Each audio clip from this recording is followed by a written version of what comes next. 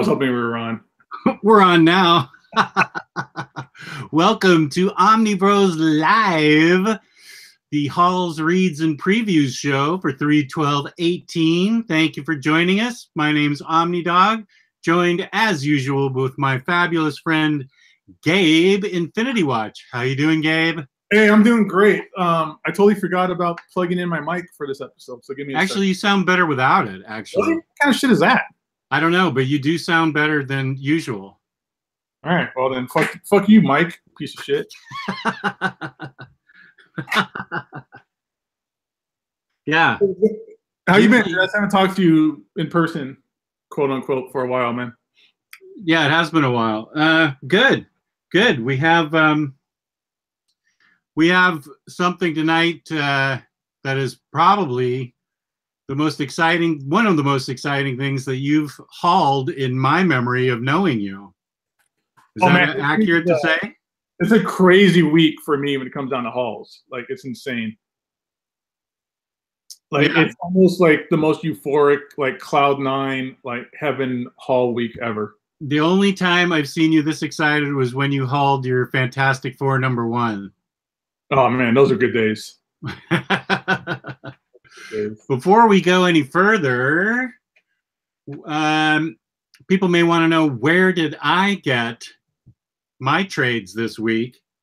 And Gabe, if I wanted to get my trades at up to 50% off, spend $50 or more and you get free shipping in the United States, loyalty discount, bomb-proof packaging, and the finest customer service in the United States, possibly the world, where would I go if I wanted to get such great service?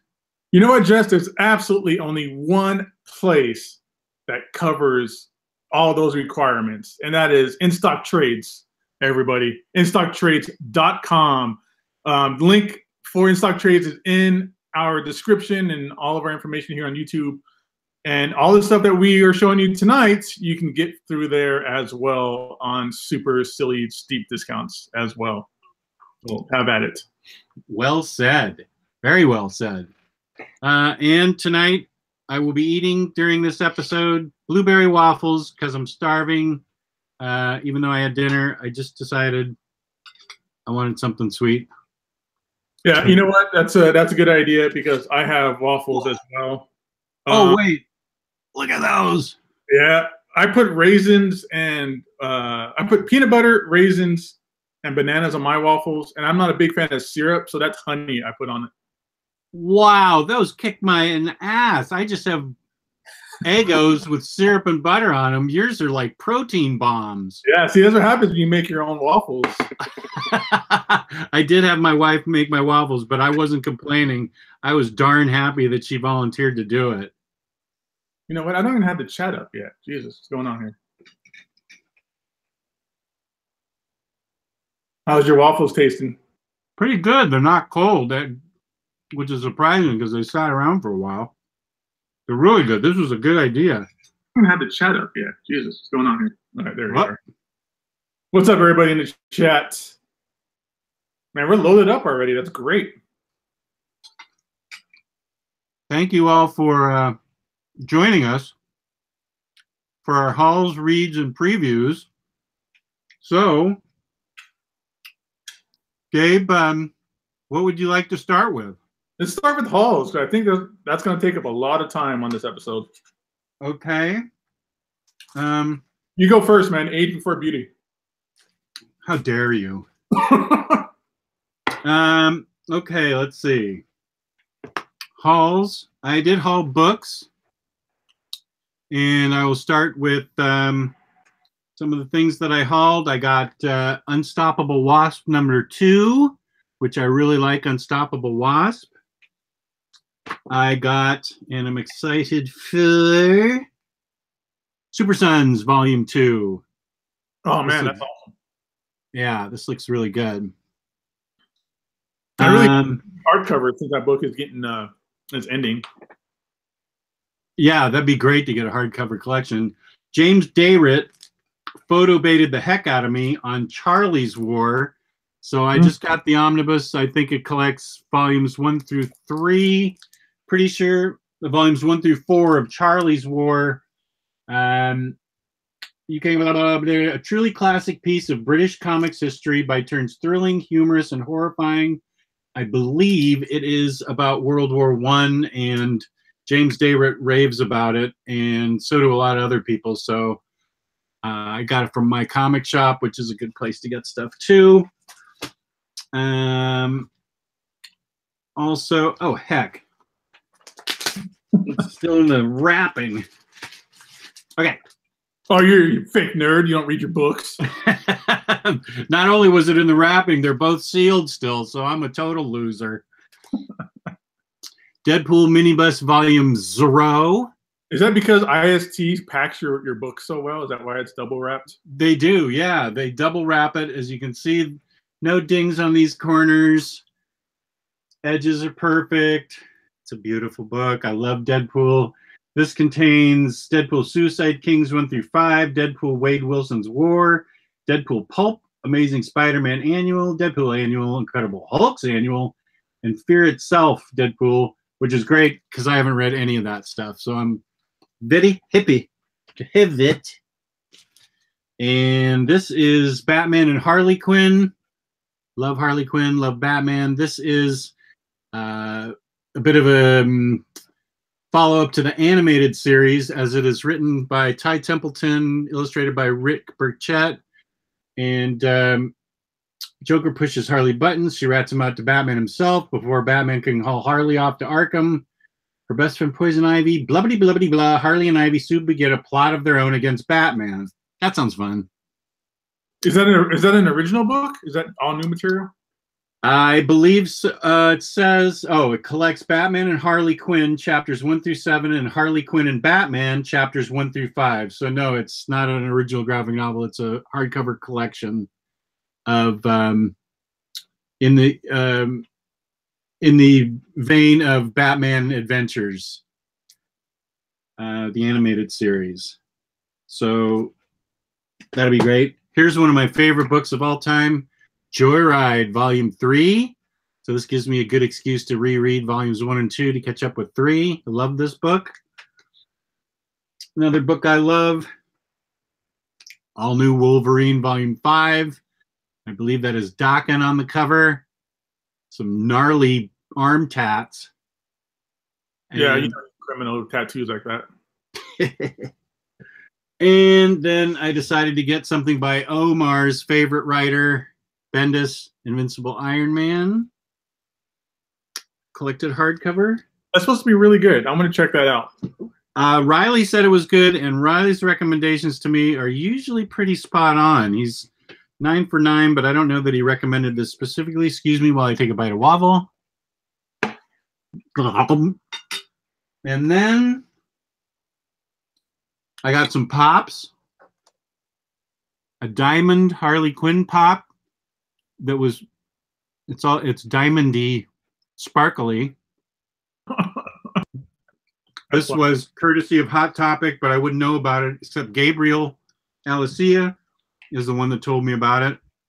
So I got that. Then I got a glow-in-the-dark pop of Black Panther. He glows in the dark? Like, is it like in the movie where it's just like the bits and pieces of his suit, or the whole thing glows in the dark? I think the blue parts glow in the dark, and then the black does not. I went to my accountant today. My wife and I had our big annual meeting with our accountant. And the receptionist had a Killmonger pop on her desk. Oh, that's cool. I said, if you like Killmonger, I'm not messing with you. Killmonger's scary. And Tyler Blunt, my bud, gifted me something that was hard to find for me because it's at Walgreens and I can't always find Walgreens around. This is Medusa Legend. I'm down to collecting just 1 or 2 legends and then I'll be done, but I couldn't resist Medusa because I just dig her so much. And then I'm saving the best for last. I got one of my final statues. This is Wonder Woman motorcycle garage type, the Gotham garage motorcycle. Oh, look at all those bad tattoos she has. She's a bad girl. Yeah, she is. This is what it looks like here. That's actually pretty badass. I like the broken pillars and stuff are cool. Yeah. So I got that. And it wouldn't be a haul without a bombshell. Starfire bombshell. These were all things that I pre-ordered last year before the budget set in. So these don't count because I pre-ordered them. So, I mean, they don't count. And here's the final thing. Oh! I heard that pop in your back already. That may have been a hamstring. Blur! Infinity Gauntlet box set. Yes. The thing that has Gabe wound up, all coiled up like a snake. I just opened it. And here's what it looks like. Gabe did a fantastic unboxing video of this, so I recommend if you want to see what's in it to check out his channel, Gabe Infinity Watch. Thank you. Because he did a super good unboxing of it. You didn't take out the foam piece yet. What's that? You didn't take out the foam strip on top of the books yet. Oh, yeah, no, I just unboxed this right now. How hard was it to unbox? Because it took me forever to like figure out how to get it out. I had to just turn it over and just flip it around. That's exactly what I did. I did that on your advice. I dumped it upside down and just let it slide out. Yeah, I got all kinds of like cardboard cuts on like my cuticle. But I think it's like packed in a block of foam. Like they packed that thing great. Oh yeah, it is awesome. And it came with. Do you already have the little banner? Do you already have the banner opened? Yeah, I do. It's actually my tablecloth right now. Oh, here, I'll show you. Okay, good. I'll let you show it then. Okay, I'll do it in my home section. Yeah, I did it.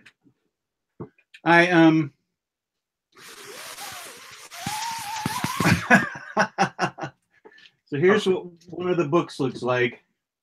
This is Infinity Crusade Crossovers Volume 2. That's awesome.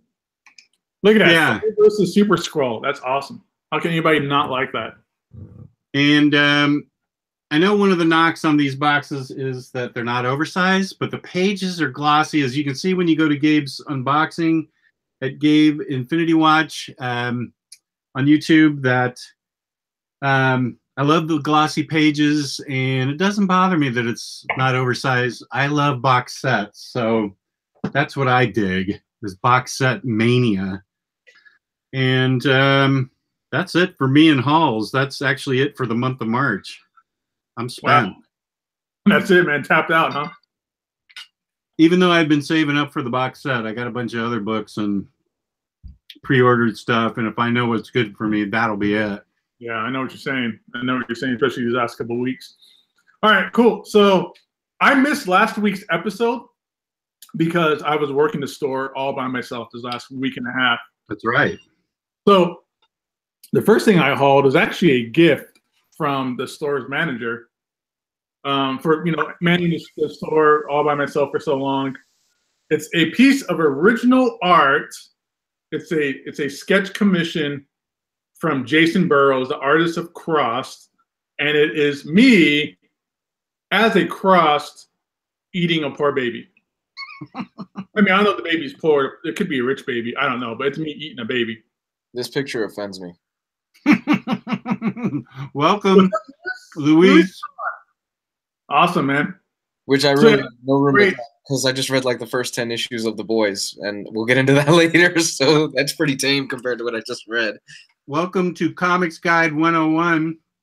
Luis, how you doing, buddy?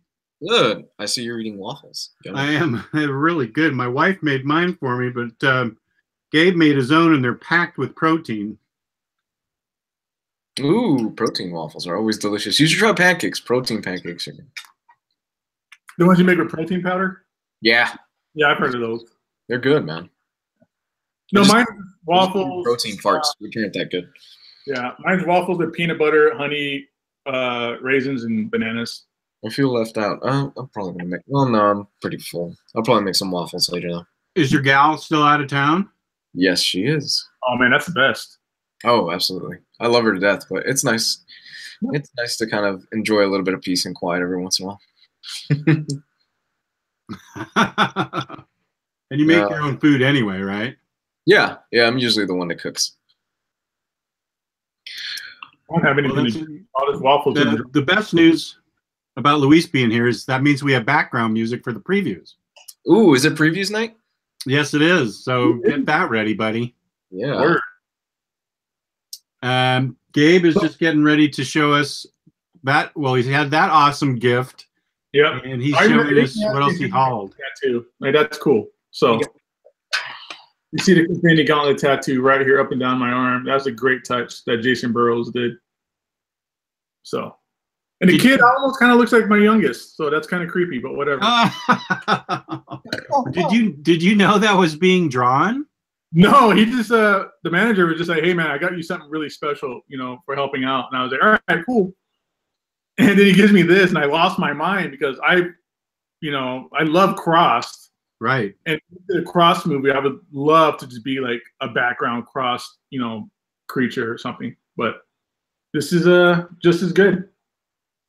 So that's the original art out of the way. That's an amazing gift, Gabe. Yeah, I know, man. I was super appreciative of that. It's actually a lot tamer than what he asked for, but we can talk about that. So I got a couple of toy figures. I got the Walmart exclusive Thanos, and also another exclusive is the exclusive Fantastic Four, Mr. Fantastic from Walgreens. Ooh, I want that. So I'm really excited about these Fantastic Four figures because that's my favorite comic book, my favorite characters.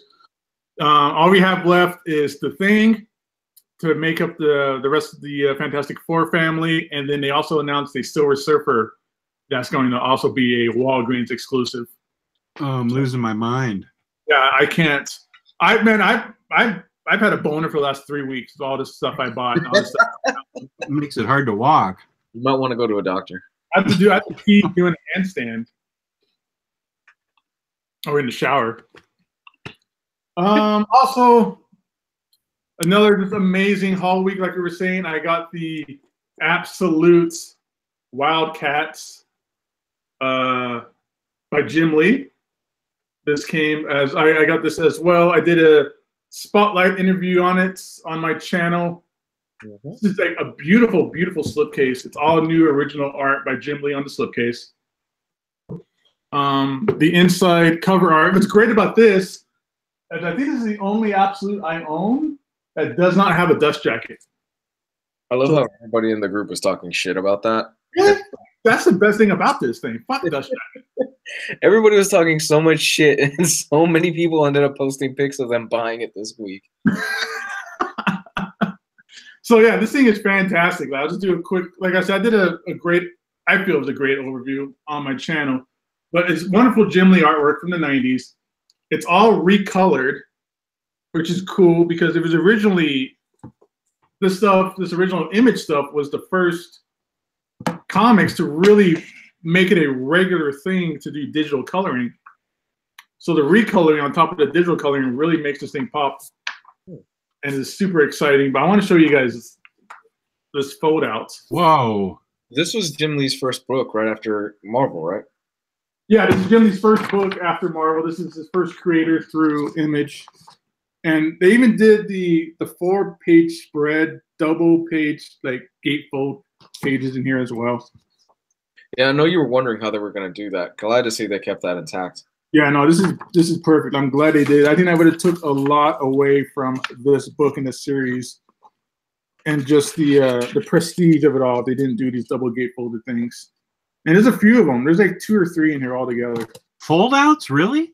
Yeah, they all fold out. Like, so here's the pages, and then you go like this, and it's just like one double page, like not double, quadruple page spread.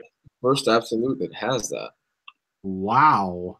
Somebody said Promethea did. I don't know. I don't have the Promethea stuff because they're out of print and super expensive for, I think, volume 2 or something, or volume 1. Volume 1, yeah. But this is beautiful. I love this so much. This is great. Boy, this really was a big week for you. It was. I'm serious. And then I couldn't believe that these things both came out like the same week. Was the absolutes, and then same as Jess. I'm gonna die. I also got the Infinity Gauntlet box set as well. I mean, I really can't say much more than I didn't already say on my video or that Jess said himself, but this is truly amazing. And kind of like what Jess was saying, I don't mind that they're not oversized hardcovers, because in actuality, you're not really missing much out on the hardcover side of things, or you're not missing much on it being oversized or not.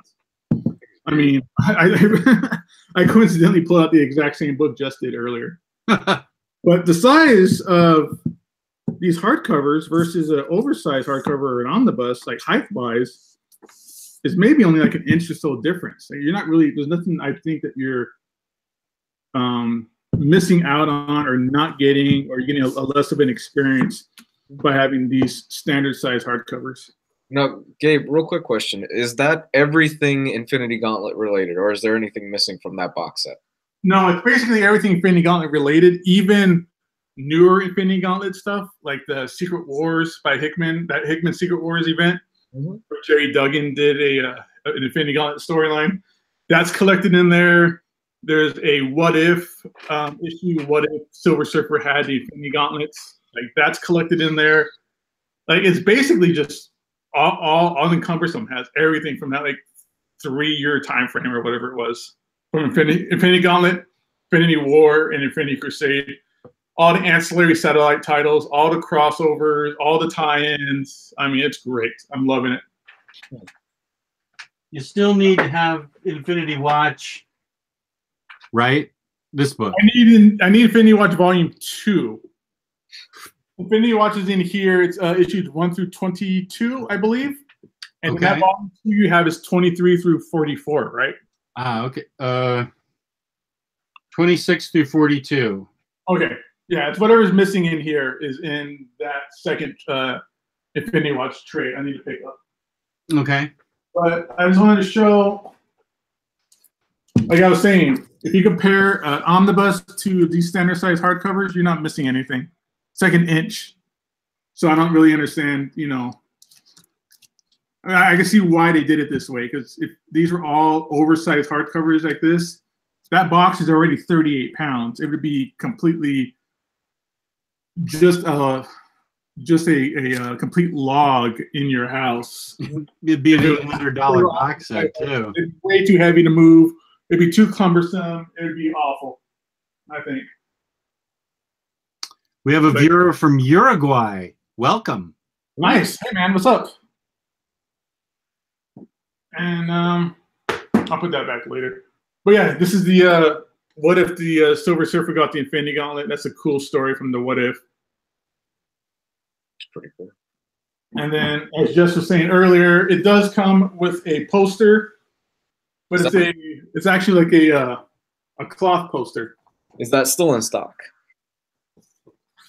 Is the Infinity Gauntlet box set still in stock? Yeah, from the last time you checked it. Because last time you checked on it, you posted it in the group. It said it was low in stock, which caused like 10 people to run out and buy it. Yeah, no, that's great. As far as I know, it's still in stock, but with as many people who are ordering it now, and I don't think Amazon's even released theirs yet. Like they don't start selling these things until like a week or two after comic book stores do. I can see it starting to disappear, like really fast at this point. And then after the movie appears, and that gets into everybody's brain about Thanos, it's going to disappear. Diamond told me they had less than 100 left in stock. And we ordered 5 more. We ordered 15 of these things all together at the shop. Have you sold any in the shop?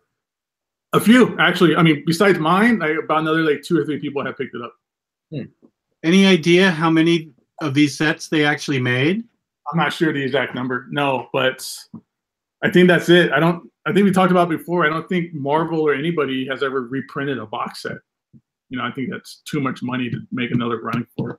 If they're down to under 100 already, that to me that means that probably only like maybe 1,000 were made. Does that sound right? I would expect something like that because these things are expensive. They're big. They have, unfortunately, that 90s comics taboo on them and that stigma.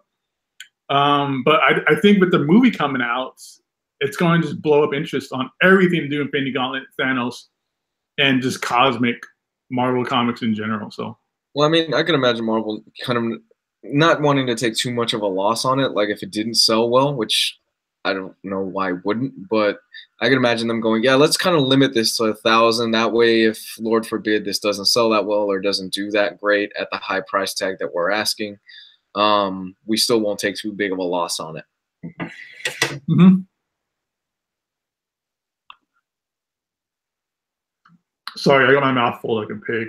This is a good time to remind the audience that we also Omnibros Live is also a podcast on iTunes. Mm-hmm. Who would like to talk about that? Because I don't listen to podcasts, so I don't know anything. Is there a podcast dial on your radio you use? Gabe? Set it to Omnibros.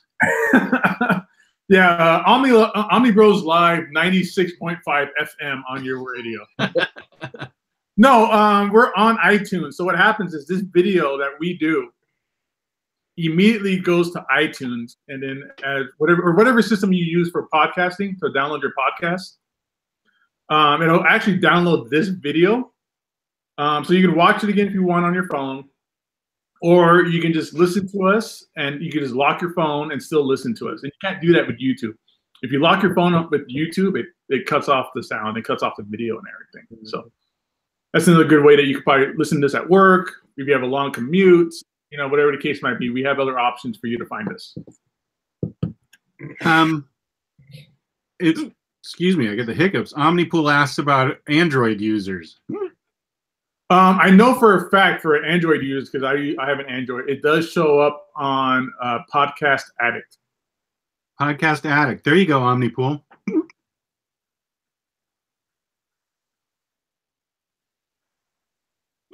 I'm waiting for my hiccups to stop. Too many waffles. Waffles give me hiccups. And so does Coca-Cola. Somebody's asking where's Omar. Omar has been kidnapped by Mexican drug dealers, I believe. Omar's traveling for work. In Mexico. With drug dealers. And that's it for me. That's all. That's my crazy haul. And it's probably been my last one for a while because this has been a big couple of months with the statue, the box sets, and everything else like that. So it's going to be a while if I get anything crazy again. But more time to read. That was a big pickup, man. You could get caught up on quite a few things, though, with that. Yeah, dude, I can't wait. I can't wait to break into this this box set pretty soon. Are you planning to read the whole thing before the movie? Not before the movie. I don't think I have enough time to do that. At least I'm going to get through.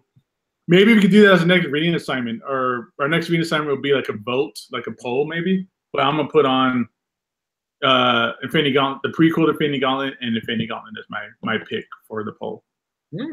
That's like the Silver Surfer issues, Thanos Quest, and then Infinity Gauntlet 1 through 6. What are those? Those are collected other than in this box, so you can pick them up and read them. Yeah.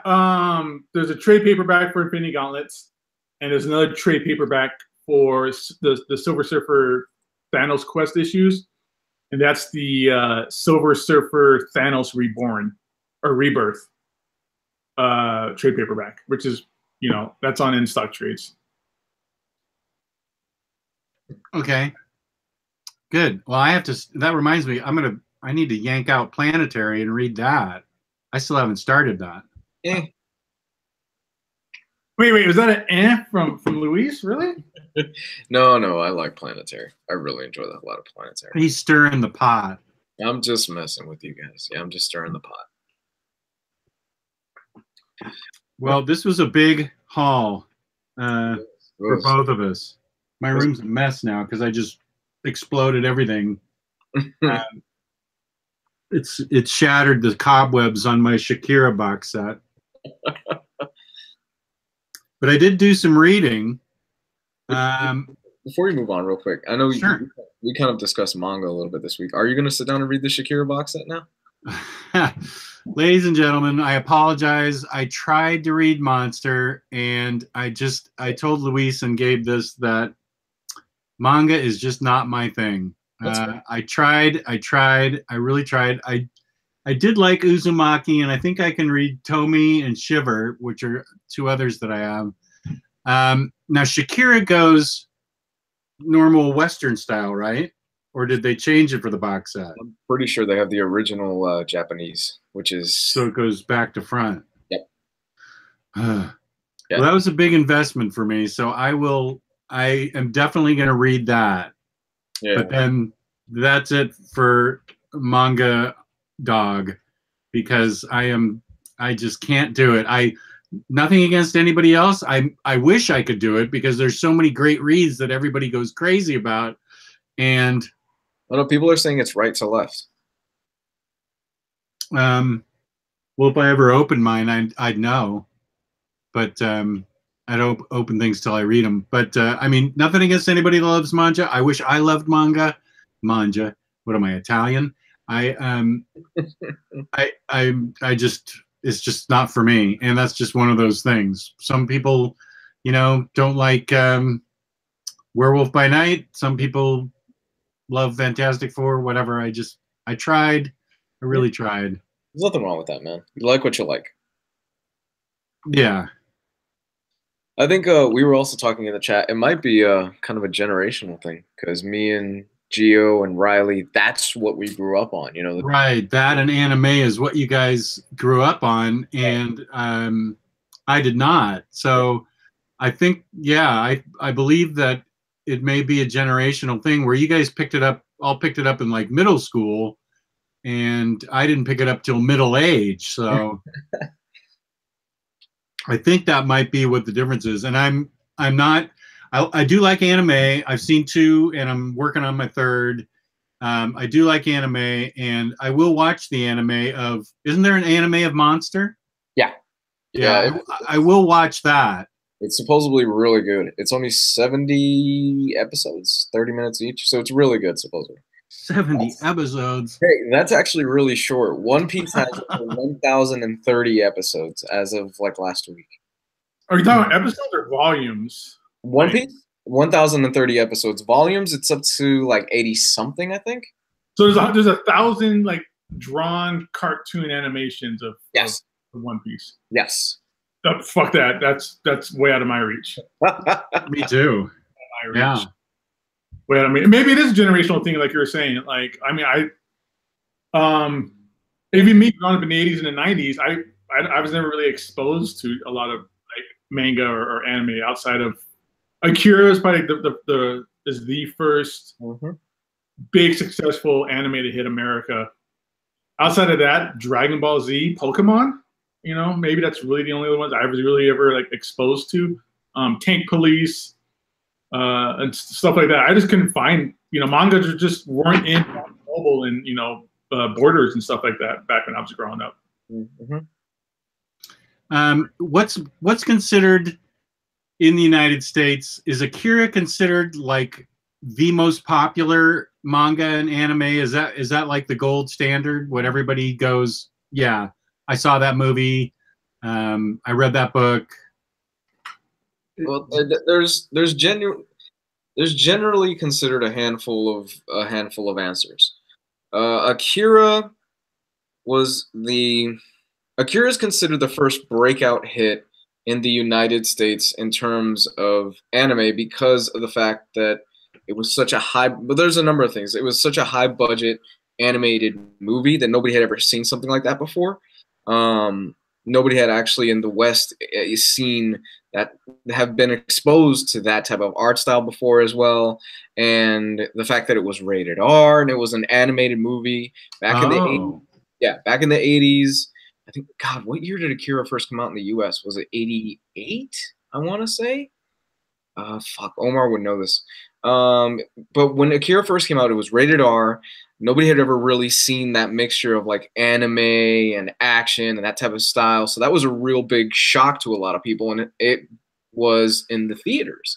It came to theaters, and the first time everybody saw it was like, oh shit, what the hell is this? Now, if you talk to people from my generation, it's Dragon Ball Z, because that's what we grew up on. If you were a 90s kid and a 2000s kid, you were a Dragon Ball Z kid. You grew up on watching Dragon Ball Z after school on the Toonami block, where you would come home, you'd eat a snack, and then you'd watch like 2 episodes of Dragon Ball Z, and then you'd repeat it the next day. But that's what I grew up on as a kid. I didn't see Akira until I was probably 13, 14, but I was already into anime at that point. The generation below me, if I'm not mistaken, would probably be Naruto. That's really where a lot of those guys kind of really got first exposed to it. It would probably be under Naruto or Bleach. And then this new generation coming up, it's kind of hard to say. Punch Man?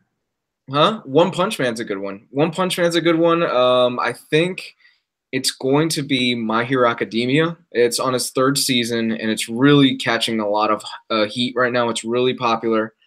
But I think if I were to put money, it'd probably be One Punch Man.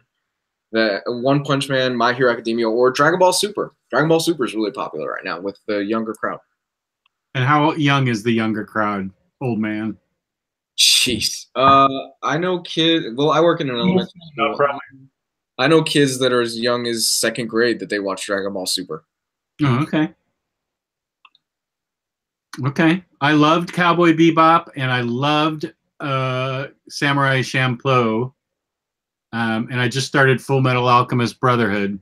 But I mean, I really loved those first 2. I got into them. So I have a feeling I'm more of an anime guy. I think the flow of it, I just have an easier time. It could be that my brain's just inelastic at this age, and I just have a hard time reading back to front and following it, and I don't know. No, I'm the same way, Jess. I have a hard time trying to retrain my brain to read it that way. It took me a while when I first started reading manga, and when I first would do like the kind of, oh wait, I read it this way and this way and this way and this way. But now it's kind of seamless for me, where my brain just automatically goes, okay, this is a manga, I can read it this way, and I don't even notice it anymore.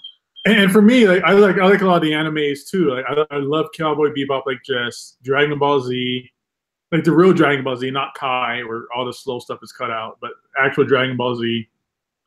Gundam, I like Gundam Wing a lot. I know a lot of people give me slack for that, but I really enjoy Gundam Wing. But it's those kinds of animes. I don't like the Pokemons too much, where like somebody's like in distress and they have like that weird sweat drop on their head, or like the really super specialistic eyes and something that stuff just. I for the lack of a better term, this is probably the worst way I could describe it. It just seems childish and cheap to me. But like Attack on Titan, I think is one of the most amazing things I've experienced in the last couple of years.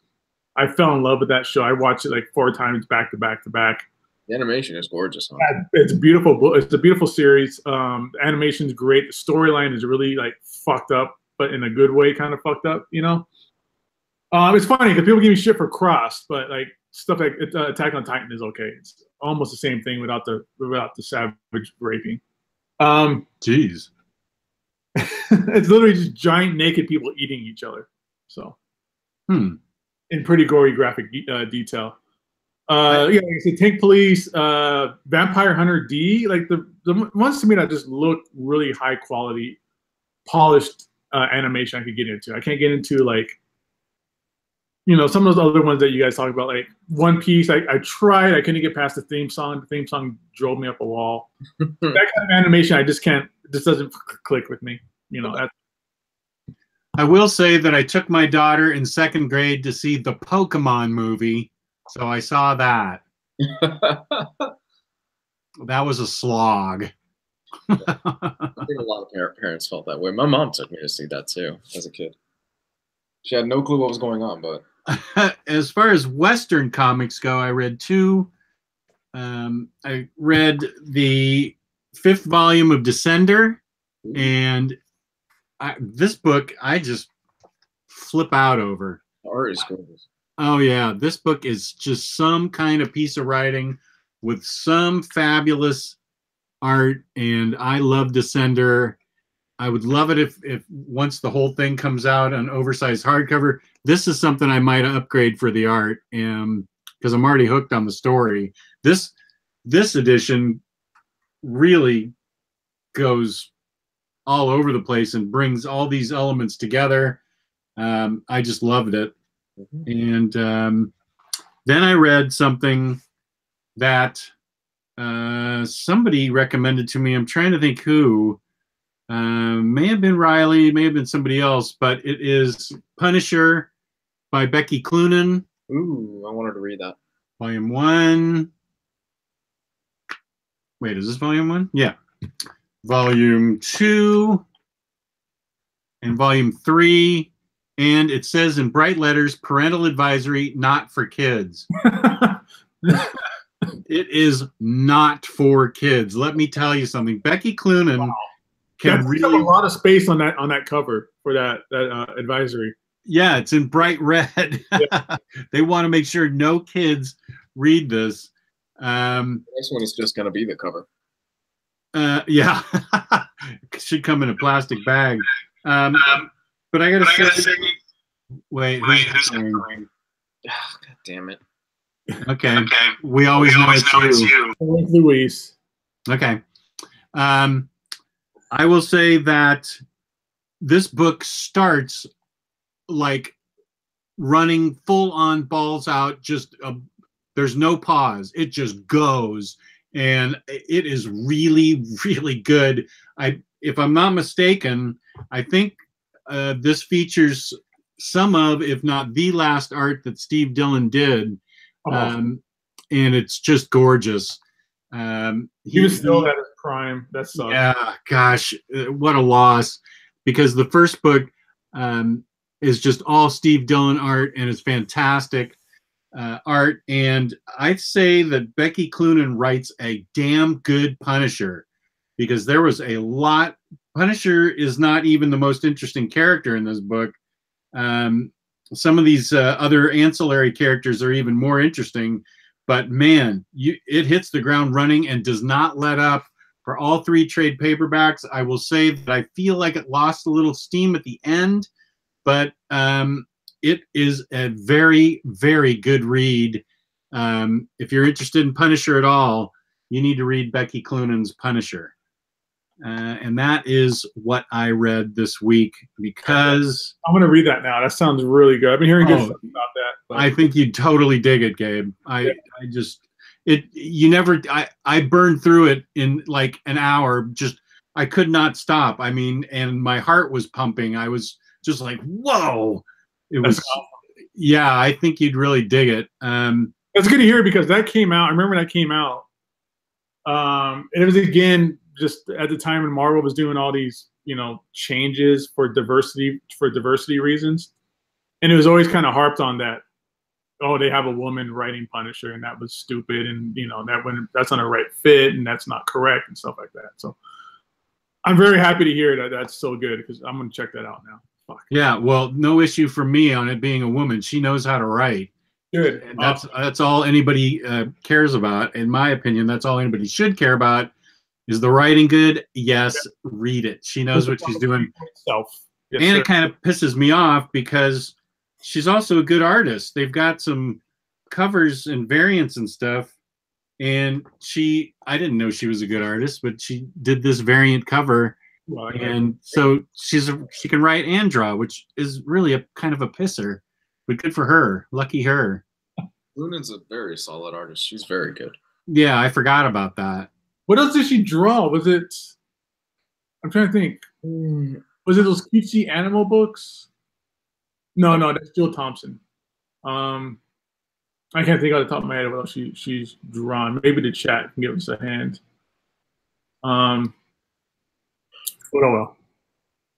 Wow. Yeah, so that's what I read, because I had just a bunch of real life happen, and it got in the way of my comic book reading, which is annoying, because real life should just be comics and everything else should be secondary. What got in the way? What was that you said? Real life. Oh, fuck real life. I know. That's exactly how I feel. I had too many things to do. So what did you read, Gabe? Did Well, you get a chance to read anything? Yeah, I read some stuff. Continuing your theme of something that just starts off running is actually our reading assignments. I started reading Planetary today, or over the last couple of days. But I was reading it today, and this book, just like you said, man, it starts off. It's like the best like first issue start to a comic book series I think I've read in a long time. It just immediately one character meets another character and goes, "We're going to give you $1 million a year for you to work with us because of your talents and your experience and your knowledge." And it just shoots off like a rocket from there, and it just nonstop adventure. Not a lot of action. It's not those kinds of books. It's a lot of just super crazy science, Warren Ellis type stuff, crazy pseudoscience, pseudo military conspiracies, and great stuff like that. Each issue, I have some notes on here, so when we talk about it in a couple of weeks, I have some more notes to talk about. But every issue is a one and done so far, so there is no part one, part two. There's really no continuing story outside of the overarching story of Planetary itself and the Fourth Man and the history of Planetary and the mystery behind the Planetary organization. But every issue is just one and done. They're quick reads. Like you could probably read 10 books in like an afternoon, easy, like no problem. But yeah, I want to get a jump start on this so that I'm ready and prepared for when we start reading this, or we start talking about this together in a couple of weeks. Look at you taking notes and everything. Yeah, I'm taking notes because there's just some, like, I have a note on here. I just talked about it, saying, perfect start to the series. And I'm probably going to read some of it when we get to it in our review. There's another part in here where it's this crazy meta commentary on comics in the 80s and how they basically killed the idea of superhero comics and replaced it with dark, edgy, personal issues type of characters like Swamp Thing and Hellblazer and Transmetropolitan and things like that. Like there's a whole just meta commentary for an entire issue on the change that comic books experienced in like the 80s because of Watchmen and Dark Knight Returns and Daredevil and stuff like that. So it's just lots of just great stuff like that. It touches on so many comic book tropes. And this entire big ass omnibus is really just Warren Ellis's like magna opus and manifesto on how he feels the comic book industry is and its changes and what they mean and how it relates to the world and stuff like that. So there's a lot more to it than just crazy snowflake technology and multiple universes and stuff like that. Like it really comments on our society as comic books. It's great. It's his love letter, and nothing against what you said, but I think just saying it's about comics is such a small scale. It's about fiction in general. No, totally. Yeah, it's more than just comics. It's right. It's his love letter to fiction. Just right. It's like the popes and pulp culture and old time radio shows and just stuff like that. So yeah. He throws in everything in the kitchen sink that he can into there, and it's I've been joking around and saying it's not that good, but it's brilliant stuff. It's absolutely. I don't think it's as great as Transmetropolitan, simply because Transmetropolitan has a special place in my heart. Oh yeah. But it's fantastic, and it's only 28 issues, and you get to see John Cassaday evolve as an artist. I was just going to point that out. Like, here's his art at the beginning of the series, and it's doable. It's very like this is probably like his first big comic kind of experience type of art. But then later on, in like the later half of the series, it's a completely different person. I'm trying to find a half decent page. Like just the art, like you see him evolve as a creator. Like his panel layouts change, his style changes, his technique changes. I mean, granted, it took 10 years to do 28 issues, so that's a long time for somebody to, change up. In the meantime, he was doing things like Astonishing X-Men as well, I believe. But it's just really great to be able to have something that starts one place with the artistic ability, see them gradually become this incredible artist, and then you see them today and you're like, fuck, what happened? Yeah, what did happen to Cassaday today? I don't know, man. His art, especially on those covers he did for Shadowland, that's where I noticed, and that those walkabout issues that JMS did on Superman, like those covers are really just not right.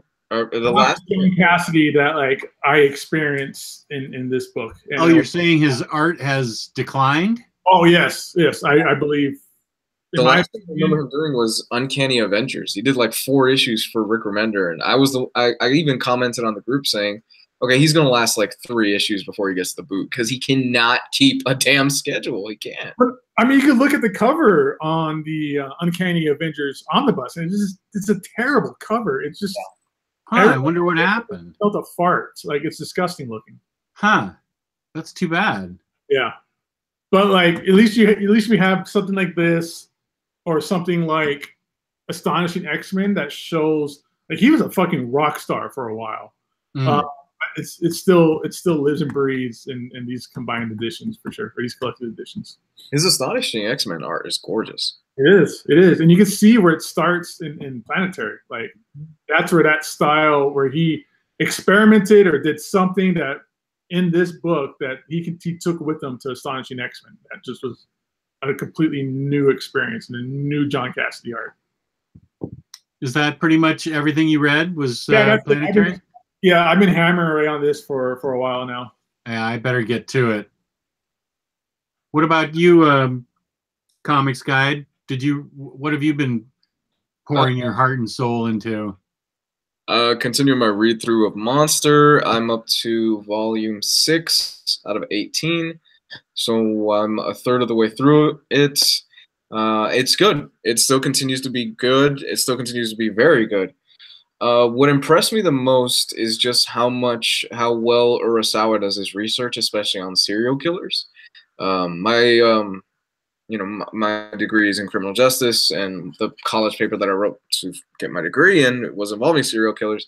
But there's one particular thing that shocked me the most was that I flipped the page one day and I was like, oh, that's Ed Gein. I believe that's the name. He was a serial killer back in the 70s, and he was on the TV show for Netflix, Mindhunter. Man, it was a recent TV show about serial killers, and it's dead him. Like, it's no mistaking it. That is what Urasawa drew in the book. It continues to evolve as a story where it's now in political intrigue and it's involving like child soldiers and things like that without getting too far into it. But it's absolutely a brilliant read, and it keeps unfolding. Do I think it's as strong as 20th Century Boys? As of right now, I don't. Simply because of the fact that I love the style of 20th Century Boys. Riley said it best when we were talking about 20th Century Boys in the chat, where 20th Century Boys is more like an It story, like a Stephen King It story, versus Monster, which is more of a kind of like a TV police serial killer procedural. And I kind of gravitate more towards the 20th Century Boys style.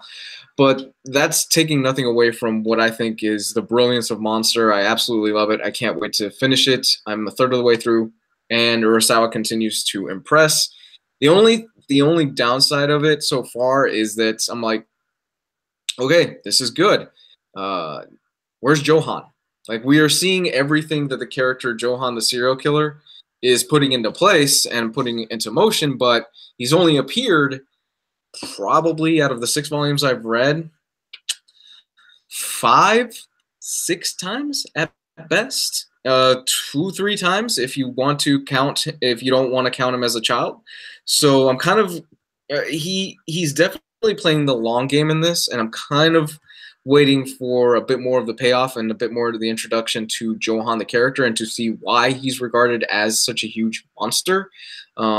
Despite the fact that, yes, he's done some grisly things right now, but nothing has truly shocked me yet. But we'll see where that goes. Are you reading it digitally? Yes, I'm reading it digitally. Because I know some of the individual volumes are difficult to come by, but the perfect editions are, I think they're readily available on Amazon.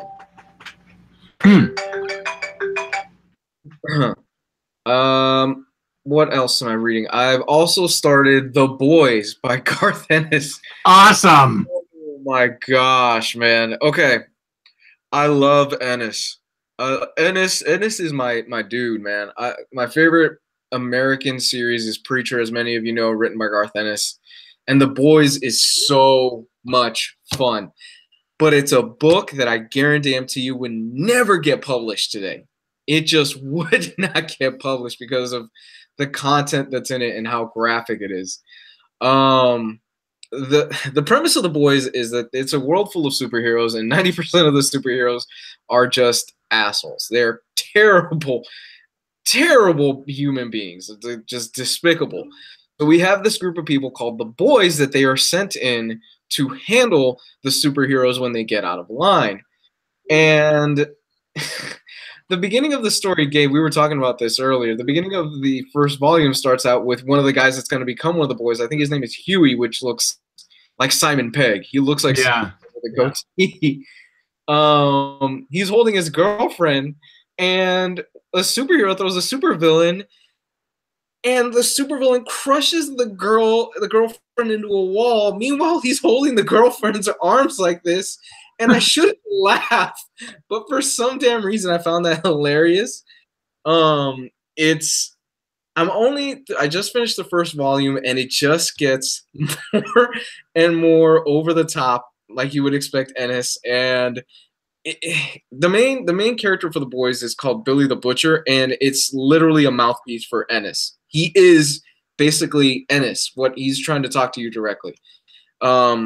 Oh, dude, just wait. It gets more vile.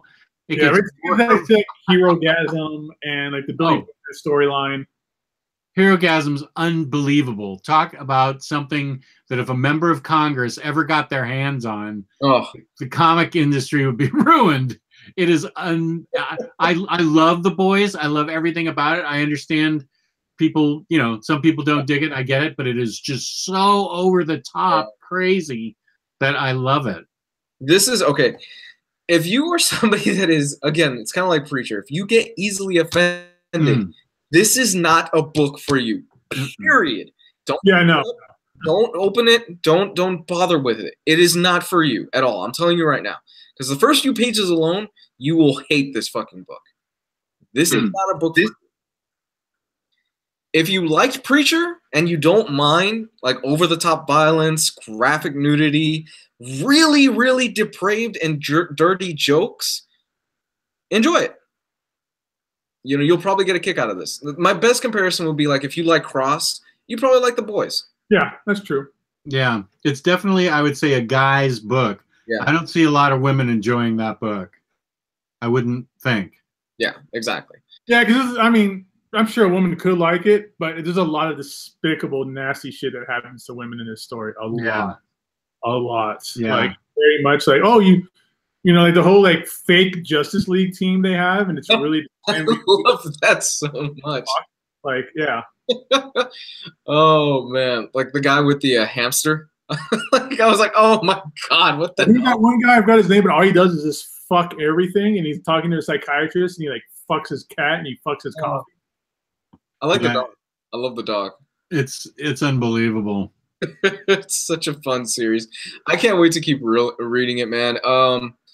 What drew me to it when I first started reading it, I was like, this art looks fucking familiar. Where have I seen this? It's Derek Robertson. Yeah, it's Derek Metropolitan. Yeah, that's the reason I read it at first because I'm a huge Transmet fan. Derek Robertson fan, followed him over, but he's only on it for the first like maybe 20 issues, maybe less. Yeah, that book was originally published by Wildstorm, DC Wildstorm, and apparently the story goes, Paul Levitz, who was a publisher of DC at the time, got a hold of one of the scripts. I forgot what issue it was, and he just put the kibosh on it and said, "We're not publishing this book anymore whatsoever," and just killed it. And the book was on hiatus for probably a good 6 months, if not longer, until Dynamite picks it up. But it's just amazing that like this was fucking on the stands. Like if you alphabetize the stands, it was right next in DC, right next to Batman. I didn't think about that. Yeah. I will say Jimmy Owens in the chat was nice enough to send me a signed by Derek Robertson copy of The Boys, a single issue. I think it was number 6, and that is in my scrapbook. So thank you, Jimmy Owens, for that. Yeah, I had mine here too that Jimmy gave me as well, and I think this might have been one of the last issues before Paul Levitz was like, "This is fucked," and then decided to just back Eric and Garth Ennis. So that's awesome. Did you read the whole thing, Jess? Of The Boys? Yeah. Yeah, I did. I read it all the way to the end, and it's still burned into my memory. You have all the definitive hardcovers, don't you, Jess? I beg your pardon? You have all the definitive hardcovers? Yeah, I do. Those are hard to come by. Yeah, Gabe, you discovered a whole knot of them. Yeah, I found a stack of them at the warehouse. But somebody asked in the chat, is it like a 1-volume thing? No, The Boys is 75 issues. And there's a few like mini series with it as well. So it's a long series. Mm-hmm. Yeah, it's 6 definitive, like basically omnibus hardcovers. Absolute sort of. Yeah. So I read that, dug the hell out of that, and yeah. Oh, there was something else that I read. You're gonna love the rest of the series then. Honestly, I'm dying to finish this chat just so I could go back and read it. I kind of hate myself for loving it. It's one of those things where I read the first volume and I was like, I feel really disgusting and like really a sick person for enjoying this. But I want to read more. I can't wait to see where else it goes, especially because Ennis does what Ennis does best on the series, where he writes villains and he writes people that you fucking love to hate. Can't wait to see them get their comeuppance. Yeah. Oh, Mother's Milk. There's some crazy Mother's Milk scenes. I like Mother's Milk so far. The Frenchman is nuts. Like all those guys are just crazy people. Crazy. Yeah. And it ends. It's got a great ending too. Wait till you get to the clown face scene. That's kind of like I need to hold off and come back to this later maybe. What was that? Kind of continuing on. One more thing that I've read. I read kind of just catching up a little bit with the Hellboy stuff. I read The Visitor from Hellboy. I didn't care for the art. I forgot who the artist was. I got to be honest. I thought the art was pretty. It didn't bite me. I thought it was pretty mediocre.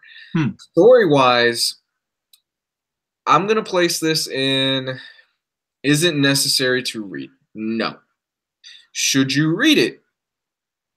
You should if you've read pretty much everything else of Hellboy. And is it new? Yeah, The Visitor just came out probably a few months ago. Okay. The first trade.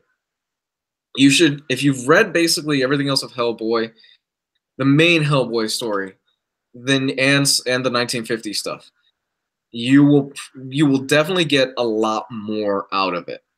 Simply because the general premise of The Visitor is that when Hellboy was first born, one of the guys that was in that military photo at the beginning of Hellboy is actually an alien. Oh. Yeah. He's the Visitor? He's the Visitor. He's actually an alien, and you find out that this alien was sent to Earth to monitor Hellboy and to see him develop and see what he would become. He's trapped on Earth for like the span of, I think, like 30 years, and you see him actually develop a relationship with a woman and all this other stuff, and it's... I don't want to give too much away, but if you've read Conqueror Worm, you've read Conqueror Worm, right, Jess? Yeah. Okay. Do you remember the alien that was dead in Conqueror Worm? There was like 2 panels that it was like, what the hell is this? That's that story. Oh, okay. Yeah, that fills in the gap with that story. So this alien basically has been like watching Hellboy throughout the span of like 60 years, and in certain events actually played a big part in how things turned out for Hellboy. This is a book, like I said, the more you're invested in the Hellboy universe, the more you'll get out of it. If you've only casually read Hellboy, this is probably a pass for you. You really don't need it. But I dug it overall. I just wasn't a fan of the art. Okay. And that's basically what I read. Jimmy Owens, what you did was you sent Gabe and I signed copies of The Boys that we just had a boys chat, and we were bragging on the fact that you were nice enough to send us signed copies of The Boys. So that's for some reason I just got kicked off YouTube, and now I have to sign in again, but I'm afraid to because I'm afraid it'll goof something up. So that's why I can't answer you in type, because I don't want to touch my keyboard. Something will get wrecked, I'm sure. But you'll spill soda on it or something. Oh, both Derek and Anna signed it. Okay, good. It's up in my scrapbook along with your letter. I keep a scrapbook full of fan stuff, which is awesome. I do always forget that Anna signed it. I always, for some reason, I concentrate on the fact that Robertson signed it, maybe because his is more prominent. Okay, so that's the reads, that's the hauls, and have we covered everything? I think we have. We haven't done the releases for this week yet, right? Right. Let's see. Do you have that, or Who's got it? Well, give me a second. I forgot to pull up the website. Website, or did you get the email? I got the email, but I always do it through preview. So, okay. Pictures of everything. Okay. So here we go. Give me 1 second. Let me share the screen. You got the music ready? Oh, this is just music to this now? If there's one thing I do for this job, it's this. Where am I? All right. All right, everybody. So here's our segment of new releases coming out this Wednesday, March 14th. That's awesome. So this week, Dark Horse, we have Badlands, trade paperback, 2nd edition. Later the Immortal Omnibus. All-Star Batman, hardcover volume 3. That's going to be great. All-Star Batman trade paperback volume 2. So you get volume 3 hardcover, volume 2 softcover. Batgirl Stephanie Brown volume 2. I'm definitely picking that up. That's awesome. I just finished awesome. One the other week. Something really near and dear to all of us is DC Comics: The Art of Darwin Cook. Oh wow! I might have to pick that up. That's gonna be really awesome right there. That's a trade. Has that been released in hardcover before? Yeah, it was. That was released like a year ago. Okay. Okay. This is great. This is one I'm definitely going to pick up too. This is A+ title, I think. It's going to be Green Lantern Earth 1 hardcover volume 1. This is by Jeff Johns, I believe. No, Gabriel Hardman. That's why I was so excited about this. I love Gabriel Hardman's artwork. His wife Karina Beckel is working on it as well.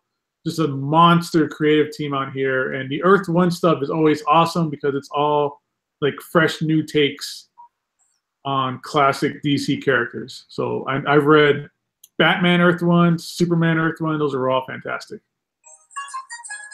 Justice League of America Bronze Age Omnibus. This is the stuff that Jess is probably going to pass on. Yep. That's a pass for me. That is what turned me off to comics. Scalped, which is a fantastic book. One of my favorite books of all time. This is book 2 trade paperback. There's already 5 hardcovers out. Now they're going back and making the trades. Sheriff of Babylon Deluxe Edition, everybody. Finally, we have the complete, I guess, first volume, first 12 issues, right? There was 2 trades in one, and there's 1 deluxe hardcover. Let me take a look. What is the discount on that from IST this week?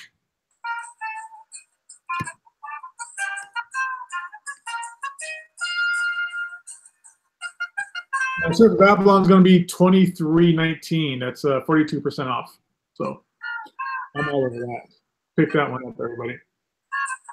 Bruce is loving his music. That's great. I am too. Hope it's not too loud. No, it's barely. It's perfect. Rom versus Transformers from IDW. Volume 6. Jesus, there's already 6 of these out of TMNT ongoing. Those hardcovers are fantastic. I love these. Transformers Redemption of the Dinobots trade paperback. Image Comics has Nailbiter Volume 2. I know you guys both read that and love the first one, right? Yeah, everybody's been waiting for this. It seems like it's gotten pushed back a couple times. So Yep. Nailbiter. I've I've heard the ending isn't like all it's cracked up to be though, which is kind of disappointing. But I'll read it and make up my own mind pretty soon. Port of Earth Volume 1. Marvel's got a really short week after they destroyed us on the box set last week. All new Guardians of the Galaxy Volume 3, Infinity Quest, Avengers Epic Collection, Collection Obsession. We can all relate to that. Cloak and Dagger, Runaways, and Reversals. It's interesting now that we're getting Cloak and Dagger material now that they have a TV show coming out. Deadpool by Posehn and Duggan, Volume 2 Complete Collection. And Master of Kung Fu Epic Collection trade paperback, Weapons of the Soul. That's good stuff. And then here's everything else.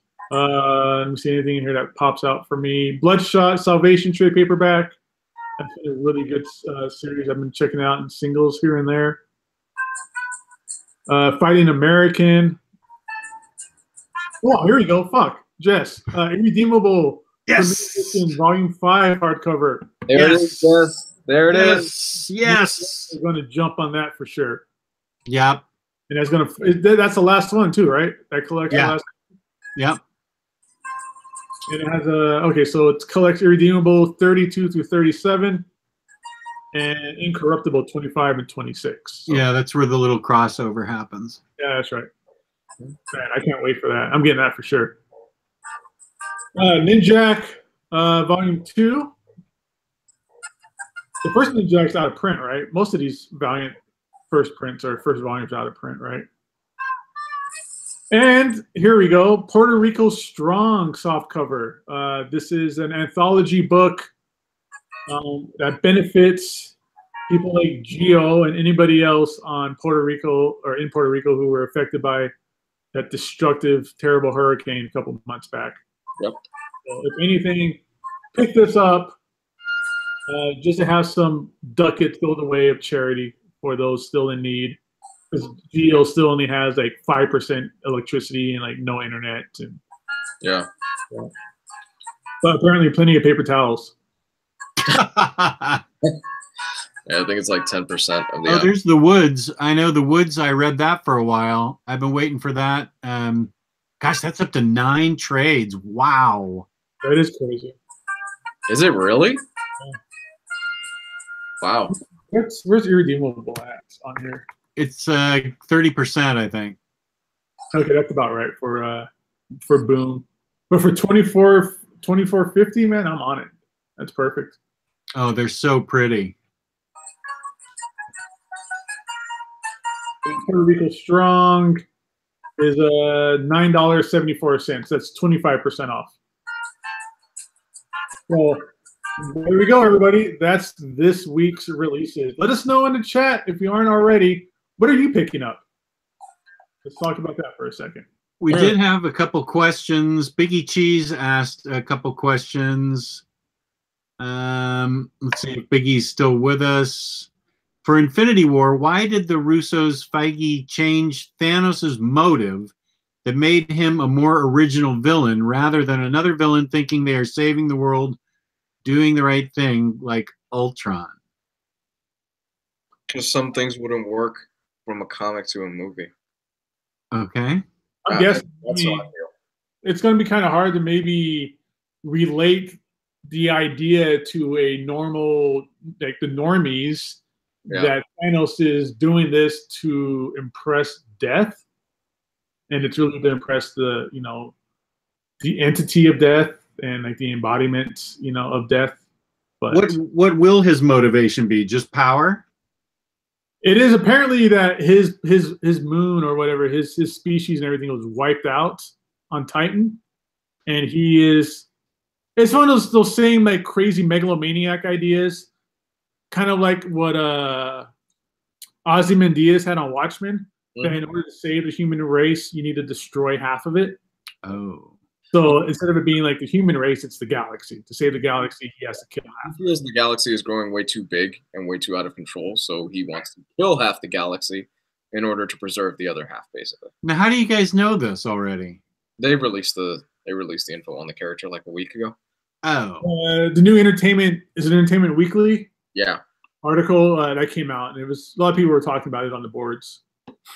And I think I must have got tagged in that like 30 different times on the board, which is great. I keep doing it. I'm fine with it, but that's how I knew. It just kept popping up in my feeds. Look, we as comic book fans, we tend to forget that there is a general audience out there that they would see as like bony bitch, like a bony skeleton bitch, and go, this is a bit too much for me. I think personally that would have been, it wouldn't work. I don't think it would translate well to film, something like that. Yeah, I mean, all that stuff really takes a lot of like, I mean, because the whole idea was that like Death raised Thanos from the dead to do that, or there's a lot of backstory behind his motivation in Infinity Gauntlet that you really just can't put into a comic book or into like a movie as his first appearance in a movie. Like that's gonna be too much back matter to try and discuss and figure out and stuff like that. So, okay, good explanation. I don't even remember seeing that on the board, so that's actually great info for me. But we'll see. I mean, if they play it out well enough in the movies, that's fine. I mean, these movies, we've been saying it forever, but they're not adaptations of the comics at all. Well, they're not for us. They're really not for.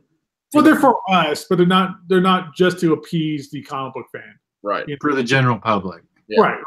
Movie-going public. Because if everybody who read comics saw the movie and that was the only people who cared about the movies would probably only make like, $500,000.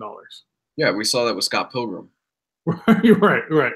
So in order for these movies like Black Panther to make $1 billion in like less than 2 weeks or a little over 2 weeks, it has to be open enough and available enough to everybody, to mom and grandpa and little sister and everybody who doesn't have an Infinity Gauntlet tattoo on their arm.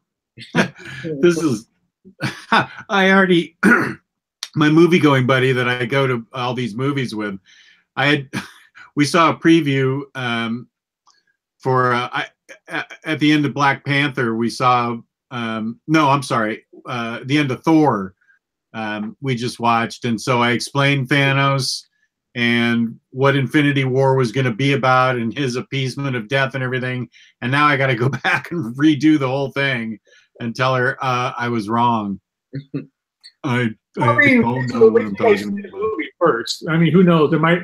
They're not giving away any fucking thing for this movie. Like the movie comes out in like a little over a month, and we only have the one trailer and the one. I was just about to say that. All spot. And that's it. I mean, things like we were getting more information from Lego sets and toys than we are from actual Marvel and Disney from it. So they moved everything back and forth on the release schedule under the assumption that we all have to avoid spoilers from somebody like in Europe or something who sees it before us. So they're very tight-lipped on it. We still don't even know what the next Avengers movie is going to be called, and that comes out next year, and it's part 2 of this storyline. Right. One that comes out this year. They are keeping everything close to the chest. I'm personally expecting at the end of this film we'll get like a post-credit thing, and it'll say the Avengers will return in Avengers, and that's when we'll find out what the next Avengers movie is going to be called. Right. Unless some jackass online who watches the movie early for reviews ends up spoiling it, which, let's be honest, it's going to happen. Yeah. I mean, we'll see. Like, I mean, after this, the only movies that are set in stone and ready is Avengers 2 and fucking Ant-Man. That's it. Like, we don't know what's happening after Avengers 2. I mean, sure, Guardians 3 is going to happen. I'm sure there's going to be a Doctor Strange 2 and a Black Panther 15 eventually. Yeah, that thing is still on top of the box office. It is making so much money. Yeah. But I mean, none of that stuff's been released. Like, there's no after Avengers, like Phase 4 or whatever. There's nothing being released. Well, yeah, Deadpool's coming out this year too, right? Yeah, but that's right. That's not a part of this storyline or this. Oh, I see what you're saying. Deadpool 2, actually, they just had like a screening to test it. It tested poorly, like really, really poorly, apparently, to the point where Fox is panicking, and they immediately said, "We're doing reshoots." Oh no! Yeah. I love the first Deadpool. Yeah, I mean, those test screenings are never worth it. Like, I don't know how many times. I mean, like, who was in the audience? Like, was it parents who brought their 14-year-old kid to go see, Deadpool 1 and got offended by the pegging and all the words, 30 minutes. Test screenings can be anybody from reviewers to close family members and stuff like that. That's usually very tight-lipped and very closed off. But apparently a lot of people let it slip that they had seen an early cut of the film, and it's pretty bad. That's really disappointing. Yeah. I'm devastated by that because I loved Deadpool, the first one. We'll see what happens. What were we? I felt iffy about Deadpool 2 at the moment that what was the name of the original director? Miller? Tim Miller. He just was like, nope, I'm out. These guys are taking it in a route that I don't want it to go because Ryan Reynolds says he wants to do it a certain way. So, but we know for a fact. Okay, we know for a fact we're getting Guardians 3 because James said he's already on. He's working on the script and he's gonna direct it. We're getting Captain Marvel. They're already shooting that. No, not Captain Marvel. Yeah, Captain Marvel. We're getting that. We're getting, what else are we getting? We're getting the next Avengers. We're getting another Spider-Man because they have to, because they have a contract with Sony. Is Venom a part of this universe? Is that MCU? I don't fucking know. Nobody knows at this point. There's rumors that it is. There's rumors that Tom Holland's going to show up in it, and nobody knows for sure. I completely forgot Venom was a thing that was coming out this year. Jesus Christ. That's about all. We know we're definitely getting another fucking Black Panther. $1 billion in the box office. Somewhere right now, Marvel is getting together with Ryan Coogler, with every single person that was involved in that movie and going, let's fast track this next movie. When can we get another Black Panther out? Yeah, because $1 billion isn't enough money to make already. They need more. Speaking of Wonder Woman, do you remember that Wednesday you're giving me your Codpiece Thor review that you promised? I remember. God damn it. No, you didn't. You're totally blowing it off again. You promised the chat. You promised America. You promised the world. America, your review. You'll get the review, damn it. Mm-hmm. You'll get it. Yeah. Avatar in chat has mentioned, when will we get a Black Panther omnibus? I'm surprised. It's a matter of time. Yeah, it's a matter of time. I mean, I've been selling Black Panther trade paperbacks like on a daily basis at the store. Like every day. Really? I had to go back and order I ordered 10 of the Priest stuff, each volume, 1, 2, and 3. 10 of the Huddleston stuff, 1, 2, and 3. There's an Epic collection out there that collects Fantastic Four 52, 53, and a bunch of jungle action stuff. It's all stuff that everyone's coming in asking for, and it's great. Have you seen that before? Because I've heard that it doesn't always translate that just because a Marvel or DC movie does well, that it interests people in the comics. Has it been different with Black Panther? Yeah, the only time I've ever seen this before is when I was working at a comic book store when Walking Dead first came out on TV. Oh, really? That's pretty darn interesting. Black Panther is now a cultural phenomenon. It's that point. And I think Marvel severely underestimated how popular this movie was going to be. And a lot of the people coming in are people looking getting this for their kids, or they're bringing their kids in, or they're bringing in it's the same with the movies. This is a movie where you could bring your mom or your dad or your little sister. So it's everybody else being brought in by this movie and buying the comics and stuff like that right now, from what I'm seeing. And that's great. That doesn't happen anywhere else. That didn't happen for Spider-Man. Maybe it'll happen with Infinity War. I would think so, but I'm pretty sure there's going to be some major deaths in Infinity War, and that's why it's being so tight-lipped right now. But normally, movies don't bring people into comic book stores. It seems like. How long have you been? Question is, how long have you been in the comic book business, selling comics, Gabe?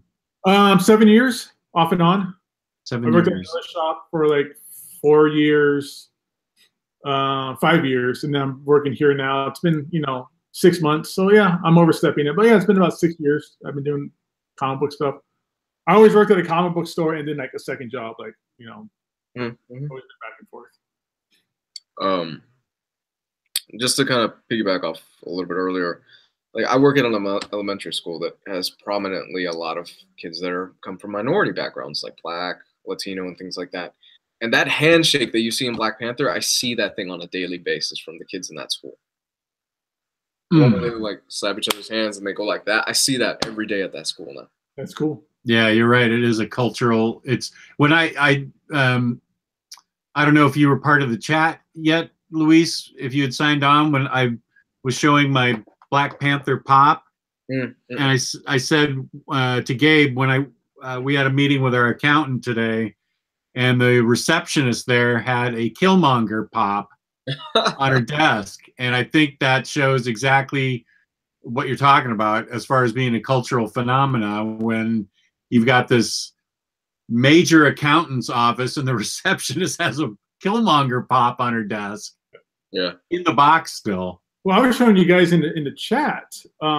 We have 4 Black Panther 52s in the store, and I sold 2 of them in one day. We only have 2 left.